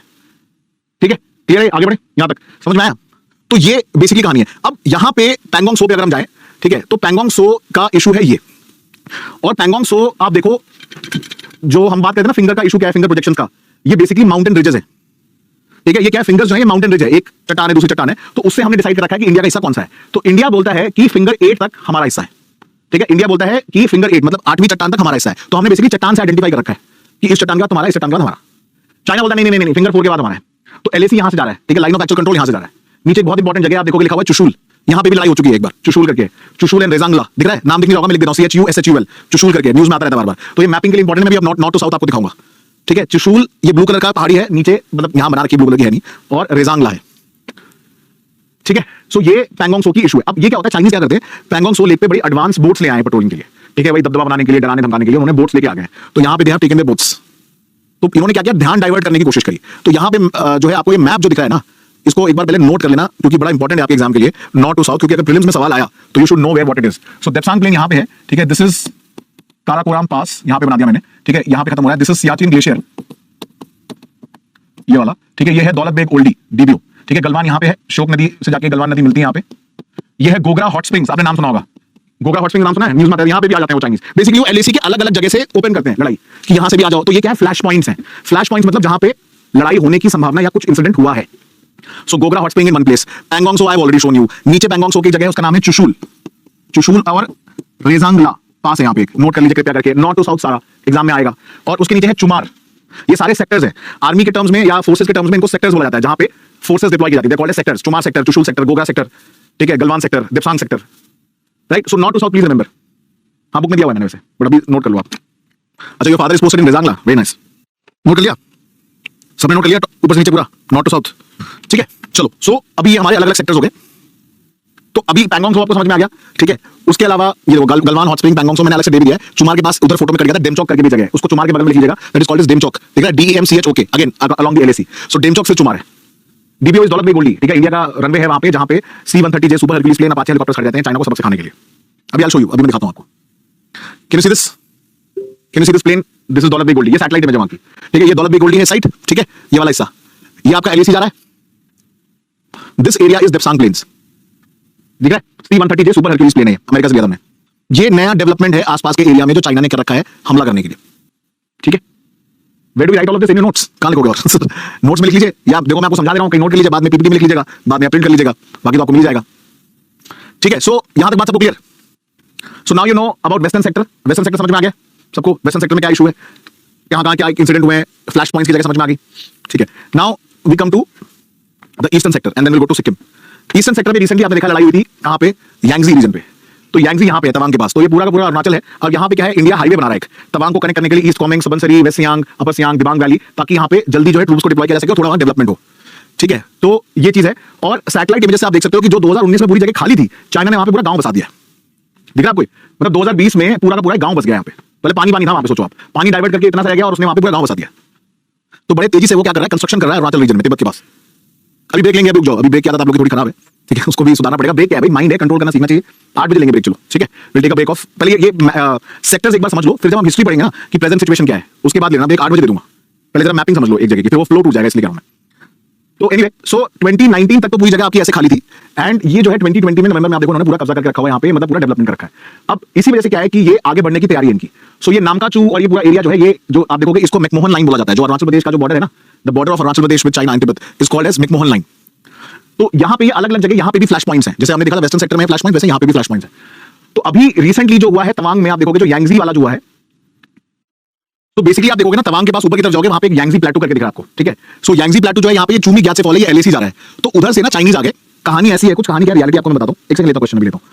एक्चुअली क्या है कि यहाँ पे जो फोर्स का डिप्लॉयमेंट है थोड़ा कम ही रहता था, पर उस दिन ना चाइनीज की किस्मत खराब थी, उन्हें बेसिकली उनकी पिटाई होनी थी उस दिन, आप समझ लो। और होता क्या है कि व्हाट हैपेंड वाज कि जैसे एक बटालियन रहती है, ट्रूप रहता है, तो उसका दूसरा बटालियन टेक ओवर करता है। ठीक है, उनके बीच में रोटेशन होता है ट्रूप्स का। उस दिन क्या हुआ, जो होना था रोटेशन वो हो नहीं पाया, ठीक है। एंड एक सेकंड रुको, एक सेकंड, मैंने ब्रेक नहीं, 8 बजे लूंगा, एक अर्जेंट कॉल था मिनिस्ट्री से, उठाना पड़ा। हाँ, सो बेसिकली ये आप देख रहे हो पीछे यांगजी प्लेटू दिख रहा है आपको, ठीक है। इसके पास लड़ाई हुई थी, और अगर आप डिटेल देखोगे यहाँ पे जो दिख रहा है आपको, ये थागला पास और ये सारा एरिया है, यहाँ पे क्या ना इंडिया की पोजीशन है आगे। अब देख के लग रहा है कि इंडिया के पास यहाँ पे हायर ग्राउंड है। हायर ग्राउंड मतलब हमें ऊंचाई से सब दिखता है दूर दूर तक कि चाइनीज कहाँ घूम रहे हैं। अब इन्होंने क्या किया, चला कि ये सुबह 3 बजे आए चाइनीज, पूरा लेके फावड़ा कि हम बढ़िया लड़ाई करेंगे, भगा देंगे। उन्हें लगा इंडिया के 50 सोल्जर होंगे, जनरली 50 के आसपास ही रहते थे, 50-60, ऑफिशियल तो नंबर्स आप नहीं रिवील कर सकते, बट अप्रॉक्सीमेटली इतने होते हैं। तो उनका इंटेल गड़बड़ था, उस दिन उनकी किस्मत भी खराब थी। तो हुआ क्या, वो 200 पहुंच गए वहां पे, ठीक है, करने के लिए क्या कि इंडिया के साथ होगा, थोड़ा बहुत कब्जा करके बैठ जाएंगे, फिर इस एरिया पे कब्जा हो जाएगा सलामी स्लाइसिंग की तरह। किस्मत इसलिए खराब थी कि उस दिन 3 बटालियन थी वहां पे, पंजाब रेजिमेंट भी थी वहां पे, वो वापस नहीं गए। तो उन्होंने सोचा तो सुबह जाएंगे, हैंड ओवर होगा। तो वो पकड़ के इन्होंने कूटा इनको, फिर चाइनीज को, क्योंकि इन्हें लगा 50 सोल्जर होंगे वहां पे, वहां थे 300 से ज्यादा सोल्जर, तो ये आउट नंबर हो गए चाइनीज। और दूसरे दिख गया था, क्योंकि हायर ग्राउंड है इंडिया के पास, India can clearly see, Indian force से क्लियरली दिखता है कि लोग कहां से आ रहे हैं। तो उनका इंटेल हो गया फेल, और इसलिए हो गई उनकी कुटाई यांगजी पे। और मैं आपको एक बात बता दूं, आपको बड़ा लाइट लगा होगा ये, बट यांगजी अगर चला जाता इंडिया के हाथ से तो बहुत क्रूशियल जगह है यांगजी, ठीक है। यांगजी जो पोस्ट है ना यहाँ पे, ये बहुत क्रूशियल जगह लोकेटेड है। अगर ये चला जाता तो अरुणाचल का हिस्सा और नीचे जो डोकलाम अभी मैं आपको दिखाऊंगा, वहां पे डायरेक्ट इन्फ्लुएंस चाइना का हो जाता, because they could have control that area. तो इंडियन फोर्सेस को आपको बिल्कुल तारीफ करनी पड़ेगी, उन्होंने जिस तरीके से इनको मार के भगाया वहां से, क्योंकि उस जगह पे अगर ये कंट्रोल कर लेते तो it would have been a very very big problem, जो ये जगह है यांगजी वाली। Let me show you why Yangtse is critical for India. ये जो यांगजी दिख रहा है आपको रीजन, जो यहाँ नाम का चू के पास है, ठीक है, ये यांगजी जो प्लेटो है, ये अगर चाइना के पास आ जाता तो ये भूटान के इस एरिया को भी कैप्चर कर लेते, और फिर यहां से ये इतना हिस्सा जो है काउंटर कर लेते, ठीक है। So it's a very very crucial place that India lose करता तो बड़ी दिक्कत हो जाती, समझ में आया। तो ये हुआ था यांगजी में, जो अभी रिसेंट वाला क्लैश हुआ था, तो very very important for us. And इसके अलावा बगल में अब यहां प्रॉब्लम क्या है, एक और यहां पे प्रॉब्लम है भूटान की वजह से, ठीक है। भूटान की यहां पे प्रॉब्लम क्या है, भूटान का डिस्प्यूट है चाइना के साथ, जिसको हम लोग बोलते हैं डोकाला डिस्प्यूट, या डोकलाम सुना आपने, डोकलाम प्लेटू का जो इशू हुआ था, सुना है डोकाला, कब हुआ था, ट्राई जंक्शन है, 2017 में हुआ था, मुझे याद है, मैंने तो वीडियो भी बनाया था इसके ऊपर। So basically what has happened is, let me first zoom in this area and then you can probably understand the importance. Can you see 9 दिसंबर लिखा हुआ है यहाँ पे, ये 9 दिसंबर क्या है, ये यांगजी तो है, यांगजी वाला जो क्लैश हुआ है, ये जगह दिख रहा है आपको तवांग के पास, एवरीवन। ये क्या है, भूटान है। ये जो आपको दिख रहा है इसका नाम है डोकाला या डोकलाम प्लेटू, ठीक है। ये यहाँ पे एक वैली है, उसका नाम है Chumbi valley. And why this Chumbi valley is crucial for us, क्योंकि यहां से लेके यहां तक तो पूरा भूटान का बॉर्डर है, ठीक है। और ये है हमारा सिक्किम, ये है हमारा वेस्ट बंगाल, दार्जिलिंग इसके पास। और ये जो आपको दिख रहा है पतला सा हिस्सा, इसको हम बोलते हैं सिलीगुड़ी कॉरिडोर या चिकन्स नेक। बोले ना सर चिकन्स नेक क्यों है, सोचो इतना बड़ा जो नॉर्थ ईस्ट का हिस्सा है वो सिर्फ इतने पतले हिस्से से कनेक्टेड है। तो अगर आपके चाइनीज फोर्सेस यहां आके बैठ जाएं, या यहां आके मान लो चाइना बैठ जाता यांगजी के पास, तो इतना हिस्सा तो भूटान का भी ले जाता, और अरुणाचल का और तवांग का हिस्सा भी ले लेता वो। और ये जो डोकलाम, ये जो दिख रहा है आपको, ये डिस्प्यूटेड टेरिटरी है between Bhutan and China, not with us. Doklam हमारा डिस्प्यूट नहीं था, डोकाला इंडिया चाइना का डिस्प्यूट है ही नहीं, ना ही इंडिया भूटान का डिस्प्यूट है। ये डोकलाम जो है, ये प्लेटू है जो डिस्प्यूट था चाइना भूटान का, लेकिन इंडिया इन्वॉल्व इसलिए हुआ क्योंकि हमारे बॉर्डर पे ये लोग आ गए थे, प्लस भूटान के साथ हमारा एक एग्रीमेंट था कि उनकी foreign policy with respect to China India ही हैंडल करता है, ठीक है। भूटान की फॉरेन पॉलिसी जो चाइना से रिलेटेड होती है वो इंडिया ही जो है हैंडल करता है। इसलिए आपने देखा होगा कि भूटान के बहुत सारे एम्बेसडर्स इंडिया के एम्बेसडर्स होते हैं, जैसे जर्मनी के जो एम्बेसडर इंडिया के, वो भूटान के भी हैं, इंडिया में ही रहते हैं, भूटान में नहीं रहते, वो दिल्ली में रहते हैं। भूटान के सिविल सर्वेंट्स की ट्रेनिंग इंडिया में होती है, ठीक है। तो इंडिया बहुत सारे हद तक फॉरेन पॉलिसी भूटान की मैनेज करता है, फ्रेंडली रिलेशंस हमारे, बट वो पॉलिसी अभी रिसेंटली थोड़ी चेंज हुई है, क्योंकि चाइना भूटान को भी अपनी साइड करने की कोशिश कर रहा है। But Bhutan is like an all weather friend, ठीक है। भूटान फिर भी हमारे एक तरीके का ऑल वेदर फ्रेंड है। तो सिक्किम यहां है, डोकलाम का प्लेटो का इशू यहां हुआ, अभी मैं डोकलाम भी दिखा दूंगा, फिर हम लोग ब्रेक लेंगे, फिर तब तुम्हारे मेजर इश्यूज कवर हो जाएंगे। और जो यांगजी में हुआ, ये अरुणाचल वाले हिस्से में हुआ, इसका इंपैक्ट इस पे भी पड़ सकता था। यहां तक पहले बताओ, बात क्लियर सबको, यहां तक सबको बात क्लियर हुई है, ठीक है। तो ये मैप है और ये इशू है, मैं आपको थोड़ा डोकलाम के बारे में दिखा देता हूं, और फिर नाथुला के बारे में बात करेंगे, then we take a break. So this is what happened in Doklam, ठीक है। अब आप देखो यहाँ पे नाथुला पास क्यों इंपॉर्टेंट है, अब ध्यान से देखना। आप नाथुला दिख रहा है सबको, डोकलाम दिख रहा है, तो डोकलाम जाने का रास्ता है वो, नाथुला एक्सेस देता है इंडिया को उधर की तरफ। ये चुम्बी वाली दिख रही है आपको सारी, तो ये जो हिस्सा है डोकलाम का, ये भूटान और चाइना के बीच में डिस्प्यूटेड है, बट हमें इन्वॉल्व होना पड़ा बिकॉज हमारे चिकन्स नेक सिलीगुड़ी कॉरिडोर के बहुत पास है, और चाइना यहाँ पे रोड बना रहा था, और यहाँ पे इन्होंने कंस्ट्रक्शन कर रखा है। नाथुला वही जगह है जहां से कैलाश मानसरोवर के लिए भी रोड जाती है, एंड बेटर हाईवे है यहाँ पे नाथुला से। तो डोकलाम का जो 2017 का स्टैंड ऑफ हुआ था, उसमें चाइनीज फोर्सेस और इंडियन फोर्सेस आमने सामने आ गई थी, गोली कभी भी चल सकती थी, लेकिन हुआ नहीं। अच्छा, दूसरा एक सवाल है मेरा आप लोगों से कि गलवान में हमने मुक्केबाजी क्यों करी, मारा क्यों नहीं गोली से, बताओ आप। Why we did not fire any weapons on Chinese, because हमारा एक अग्रीमेंट है उनके साथ, ठीक है, कि एलएसी के 2 किलोमीटर के एरिया में कोई फायर आर्म्स यूज नहीं होंगे, ठीक है। 2 किलोमीटर का area, line of actual control के अगल बगल, दोनों तरफ से अग्रीमेंट है और दोनों एग्री करते हैं। We have an agreement, China भी मानता है ये चीज और इंडिया भी मानते हैं, इसलिए मीली अटैक तो कर सकते हो। मीली मतलब मुक्केबाजी, हथौड़ी, फावड़ा, ठीक है। जैसे इंडिया वालों ने क्या बनाया था, इंडियंस ने, हमने बनाया था त्रिशूल, देखा आपने। लेकिन वो बड़े क्योंकि वो ना गंदी तरीके की लड़ाई को कराते हैं चाइनीज, वो क्या करते हैं, नेल वेल उसमें कील भी लगा लेते हैं, हाथ लकड़ी में बार बार लगा लेते हैं, तो हमने उनके लिए त्रिशूल बनाया। So we did not fire any weapon because of this 1996 agreement between India and China. तो ये जो डोकलाम प्लेटू आपको दिख रहा है, ये डिस्प्यूटेड है between China and Bhutan, but हमें क्यों इन्वॉल्व होना पड़ा, बिकॉज़ सिक्किम और सिलीगुड़ी कॉरिडोर के बहुत ज्यादा पास है। तो now coming to Nathu La. This is Nathu La post. अब मैं आपको दिखाता हूँ, टॉप सीक्रेट जगह तो नहीं है, खैर आप तो फोटो में देख सकते हो, आपने देखा होगा इंस्टाग्राम पे। This is India, do you know this wire that side is China. ठीक है, ये चाइना, यहाँ फोटो लेना एक्चुअली अलाउड नहीं है, बट मुझे अलाउड है। ठीक है, मतलब इतना है, अब आप ले सकते हो अगर आप डिफेंस की साइड से हो तो, मतलब not for general public, you are not allowed to click a photo on this side. So ये जो आपको दिख रहा है ना, ये वाला जो पीछे बाप वायर दिख रहा है, ये दैट इज चाइना। इनफैक्ट ये तो नीचे से रास्ता है, और यहाँ पे ना इतनी ठंड होती है, इतनी ठंड, भाई साहब हालत खराब हो जाएगी आपकी, इतनी ज्यादा। मैंने सोचो जैकेट के अंदर स्वेटर पहन रखा था, मेरा गला सूख गया था, पता है मेरे को ऐसा लग रहा था मेरी सांस नहीं आ रही है, not because of the fact कि ऑक्सीजन तो कम है ही, ठीक है, बट द पॉइंट इज गला सूख गया था मेरा, इतनी ड्राई वेदर थी नवंबर में। अब एक यहाँ सवाल पूछ रहे हैं, are you allowed to teach under service rules? I am allowed to do a lot of things which you people are not allowed, like I can ठीक है do a lot of things, छोड़ो anyway. हाँ, ये अच्छी बात है, ये अभी तक का बेस्ट सवाल है। किसी ने पूछा सर ये आपकी फोटो है? नहीं, मेरा डॉपलगैंगर है, ये मेरा जुड़वा भाई है, ये मेरी तो फोटो है ही नहीं है, मेरा जुड़वा भाई है ये। डॉपलगैंगर कहते हैं उसको हम लोग, डीप फेक टेक्नोलॉजी है। अच्छा, सो दिस इज नाथुला, नाकुला भी बोलते हैं इसको। सो ये एक्चुअली इंडियन आर्मी का फैसिलिटेशन पॉइंट है। देखो नाथुला है क्या, नाथुला बेसिकली एक, आप देखोगे वहां पे ट्रेड होता था इंडिया चाइना के बीच में। ठीक है, आपको पता होगा हिस्टोरिकल टाइम से यहाँ पे जो आप क्या बोलते थे हम लोग, कौन सा रूट था ये, सिल्क रूट, जानते हो ना? उस समय कुषाण एम्पायर था, वो पैसा वसूली करता था, टोल टैक्स लेता था इनसे। सो कुषाण जो होते थे, कुषाण एम्पायर जो था आपका, ठीक है, वो क्या करते थे, वो वहां से टोल टैक्स लेते थे, तो कुषाण इसलिए बहुत ज्यादा गोल्ड था उनके पास। तो ये एंशिएंट सिल्क रूट का पार्ट है, यहाँ से बेसिकली एक्सेस मिलता था चाइना आने के लिए। तो ये भी एक रूट था, इंडिया और चाइना ने ओपन किया था ट्रेड फैसिलिटेशन के लिए। ट्रक्स पास होते थे यहाँ से, क्योंकि हाईवे बना रखा है, यहाँ से ट्रक्स आते थे, सामानों से ट्रक आता था। एक्चुअली में जो ये रोड आपको पीछे दिख रही है, ये रोड से जब आप पीछे घूम के जाओगे तो यू कम हियर। चलो मैंने आपको पूरा नाथुला घुमा दिया वर्चुअली। ये जो रोड है ना पीछे, ये रोड जो जा रही है पीछे, ये यहाँ ऊपर चढ़ती है and you come to this point. यहाँ पे फिर गेट है ऐसे, उसकी फोटो नहीं दिखा सकता बिकॉज़ वो सीक्रेट है। ठीक है, मतलब कुछ लोग ले लेते हैं बट वो अलाउड नहीं है, तो थोड़ा सा तो देखो आपको रखना पड़ता है। एक गेट है वहाँ पे, ठीक है, और गेट जो है वहाँ पे, वो गेट खुलता है तो चाइना की तरफ ट्रक्स जा सकते हैं, एक गेट है बीच में। और ये जो आपको व्हाइट कलर की बिल्डिंग दिख रही है पीछे, ये एमईए का वो है, ये पासपोर्ट ऑफिस बेसिकली क्या है, ये वो है, इमिग्रेशन ऑफिस है। तो चाइना से कोई आएगा पहले अपना पासपोर्ट यहाँ जमा करेगा, इंडिया से कोई आएगा तो अपना पासपोर्ट दिखाएगा, स्टैंपिंग होती है, बॉर्डर पोस्ट है बेसिकली। ठीक है, ये जो है क्या है, ये इमिग्रेशन ऑफिस है व्हाइट कलर का जो आपको दिख रहा है। और पीछे मेरे तो देखो चाइनीज सोल्जर, आप गौर से देखोगे आपको दिख रहा होगा, बाइनोकुलर से आप ऐसे देखोगे आपको लगेगा पीछे से देख रहा है। तो देखो ये चाइनीज पोस्ट है, चाइना का फ्लैग दिखा होगा आपको पीछे रेड कलर का छोटा सा। तो ये जो चाइनीज पोस्ट है वो ये वाली है भाई साहब, ये देखो चाइना का फ्लैग है ऊपर बैठा हुआ वहां, और उसने एंटी ग्लेयर लगा रखा है ताकि पता न चले अंदर क्या चल रहा है। अंदर से बाइनोकुलर से बैठ के देख रहा है कौन ये लड़का जो यहाँ आके फोटो खिंचा रहा है। एक आदमी नहीं दिख रहा, लेकिन ये कौन है भाई साहब? उसने कहा एक आदमी दिख रहा है, ये है कौन? क्योंकि even you are not allowed to stand here, even you can not, nobody is allowed to stand here. ठीक है, तो यू नीड परमिशन। आपने देखा नहीं मेरे गले में आईडी कार्ड बना हुआ है मेरा ऑफिशियल, ठीक है, सो बिकॉज ऑफ दैट, ठीक है, आईडी कार्ड मतलब you need to have certain official permit. तो anyway that's the whole point. तो ऐसे जब आप सर्विस में आओगे तो आप लोगों को भी मौका मिलेगा। ठीक है, मतलब जल्दी क्या होता है, ऐसा कोई वो डिफिकल्ट नहीं है यार, मतलब फोर्सेस पे डिपेंड करता है, बातचीत करके हर चीज हो जाती है। पर ठीक है, मतलब अलाउ कर देते कभी कभी। ठीक है, वो क्या करते हैं, अगर आप फोटो लोगे ना भाई, फोन तोड़ देते हैं आपका। हाँ, फोन ले भी लेते हैं, फोन ले लेंगे और सामने डिलीट भी करेंगे। फोन आप तोड़ते नहीं है, अब क्या करते हैं वो लोग, उसकी फोन को कहेंगे आप डिलीट करो सामने। हाँ, अलाउ नहीं करते फोटो लेना यहाँ पे, डिलीट करो। ठीक है, तो नाथुला समझ में आया आपको? नाथुला के जस्ट नीचे जलेबला है। तो हमने वेस्टर्न सेक्टर देखा, हमने ईस्टर्न सेक्टर देखा, हमने सेंट्रल सेक्टर देखा, हमने नाथुला देखा, हमें सारे बॉर्डर का आइडिया अब लग गया है। ठीक है, मिडिल सेक्टर कौन सा है? हिमाचल प्रदेश उत्तराखंड में थोड़ा सा डिस्प्यूटेड है, स्पेशली अराउंड तालू पास के पास। ठीक है, तो ये सारे एरिया हमारे डिस्प्यूटेड। तो अभी हम ठीक 8 बजे मैंने आपको प्रॉमिस किया था मैं ब्रेक दूंगा। ठीक है, हमारा ये हो गया। वापस आके हम लोग इसकी थोड़ी हिस्ट्री समझेंगे, 62 के वॉर के बारे में समझेंगे, और जो हमारा क्या है basically the issue of Tibetan का जो एनेक्सेशन हुआ था, तिब्बत पॉलिसी जो है। ठीक है, मतलब थोड़ा एक्स्ट्रा यहाँ पे डाला हुआ पॉइंट ताकि आप लोगों के लिए उस चीज के लिए इंडिया की तिब्बत पॉलिसी आएगी। ठीक है, सो नाथुला एंड देन जलेबला, और एक और पास ऊपर की तरफ, तो मैप में जल्दी कर दिया रहता है। So we meet after 5 minutes. 8 बज रहे हैं अभी, 7:59 हो गए, 8:05 विल मीट। नहीं यार 10 मिनट नहीं, टॉपिक खत्म करना है आज, हमें भूटान भी करना है। ठीक है, चाइना को खत्म करके फिर हम लोग, चाइना थोड़ा सा रह गया, फिर हम लोग थोड़ा भूटान और नेपाल भी कर लेंगे। ज्यादा टाइम लगेगा थोड़ा, क्योंकि देखो टॉपिक खत्म करने, बांग्लादेश हमारा हो गया, नेपाल भूटान भी करना है।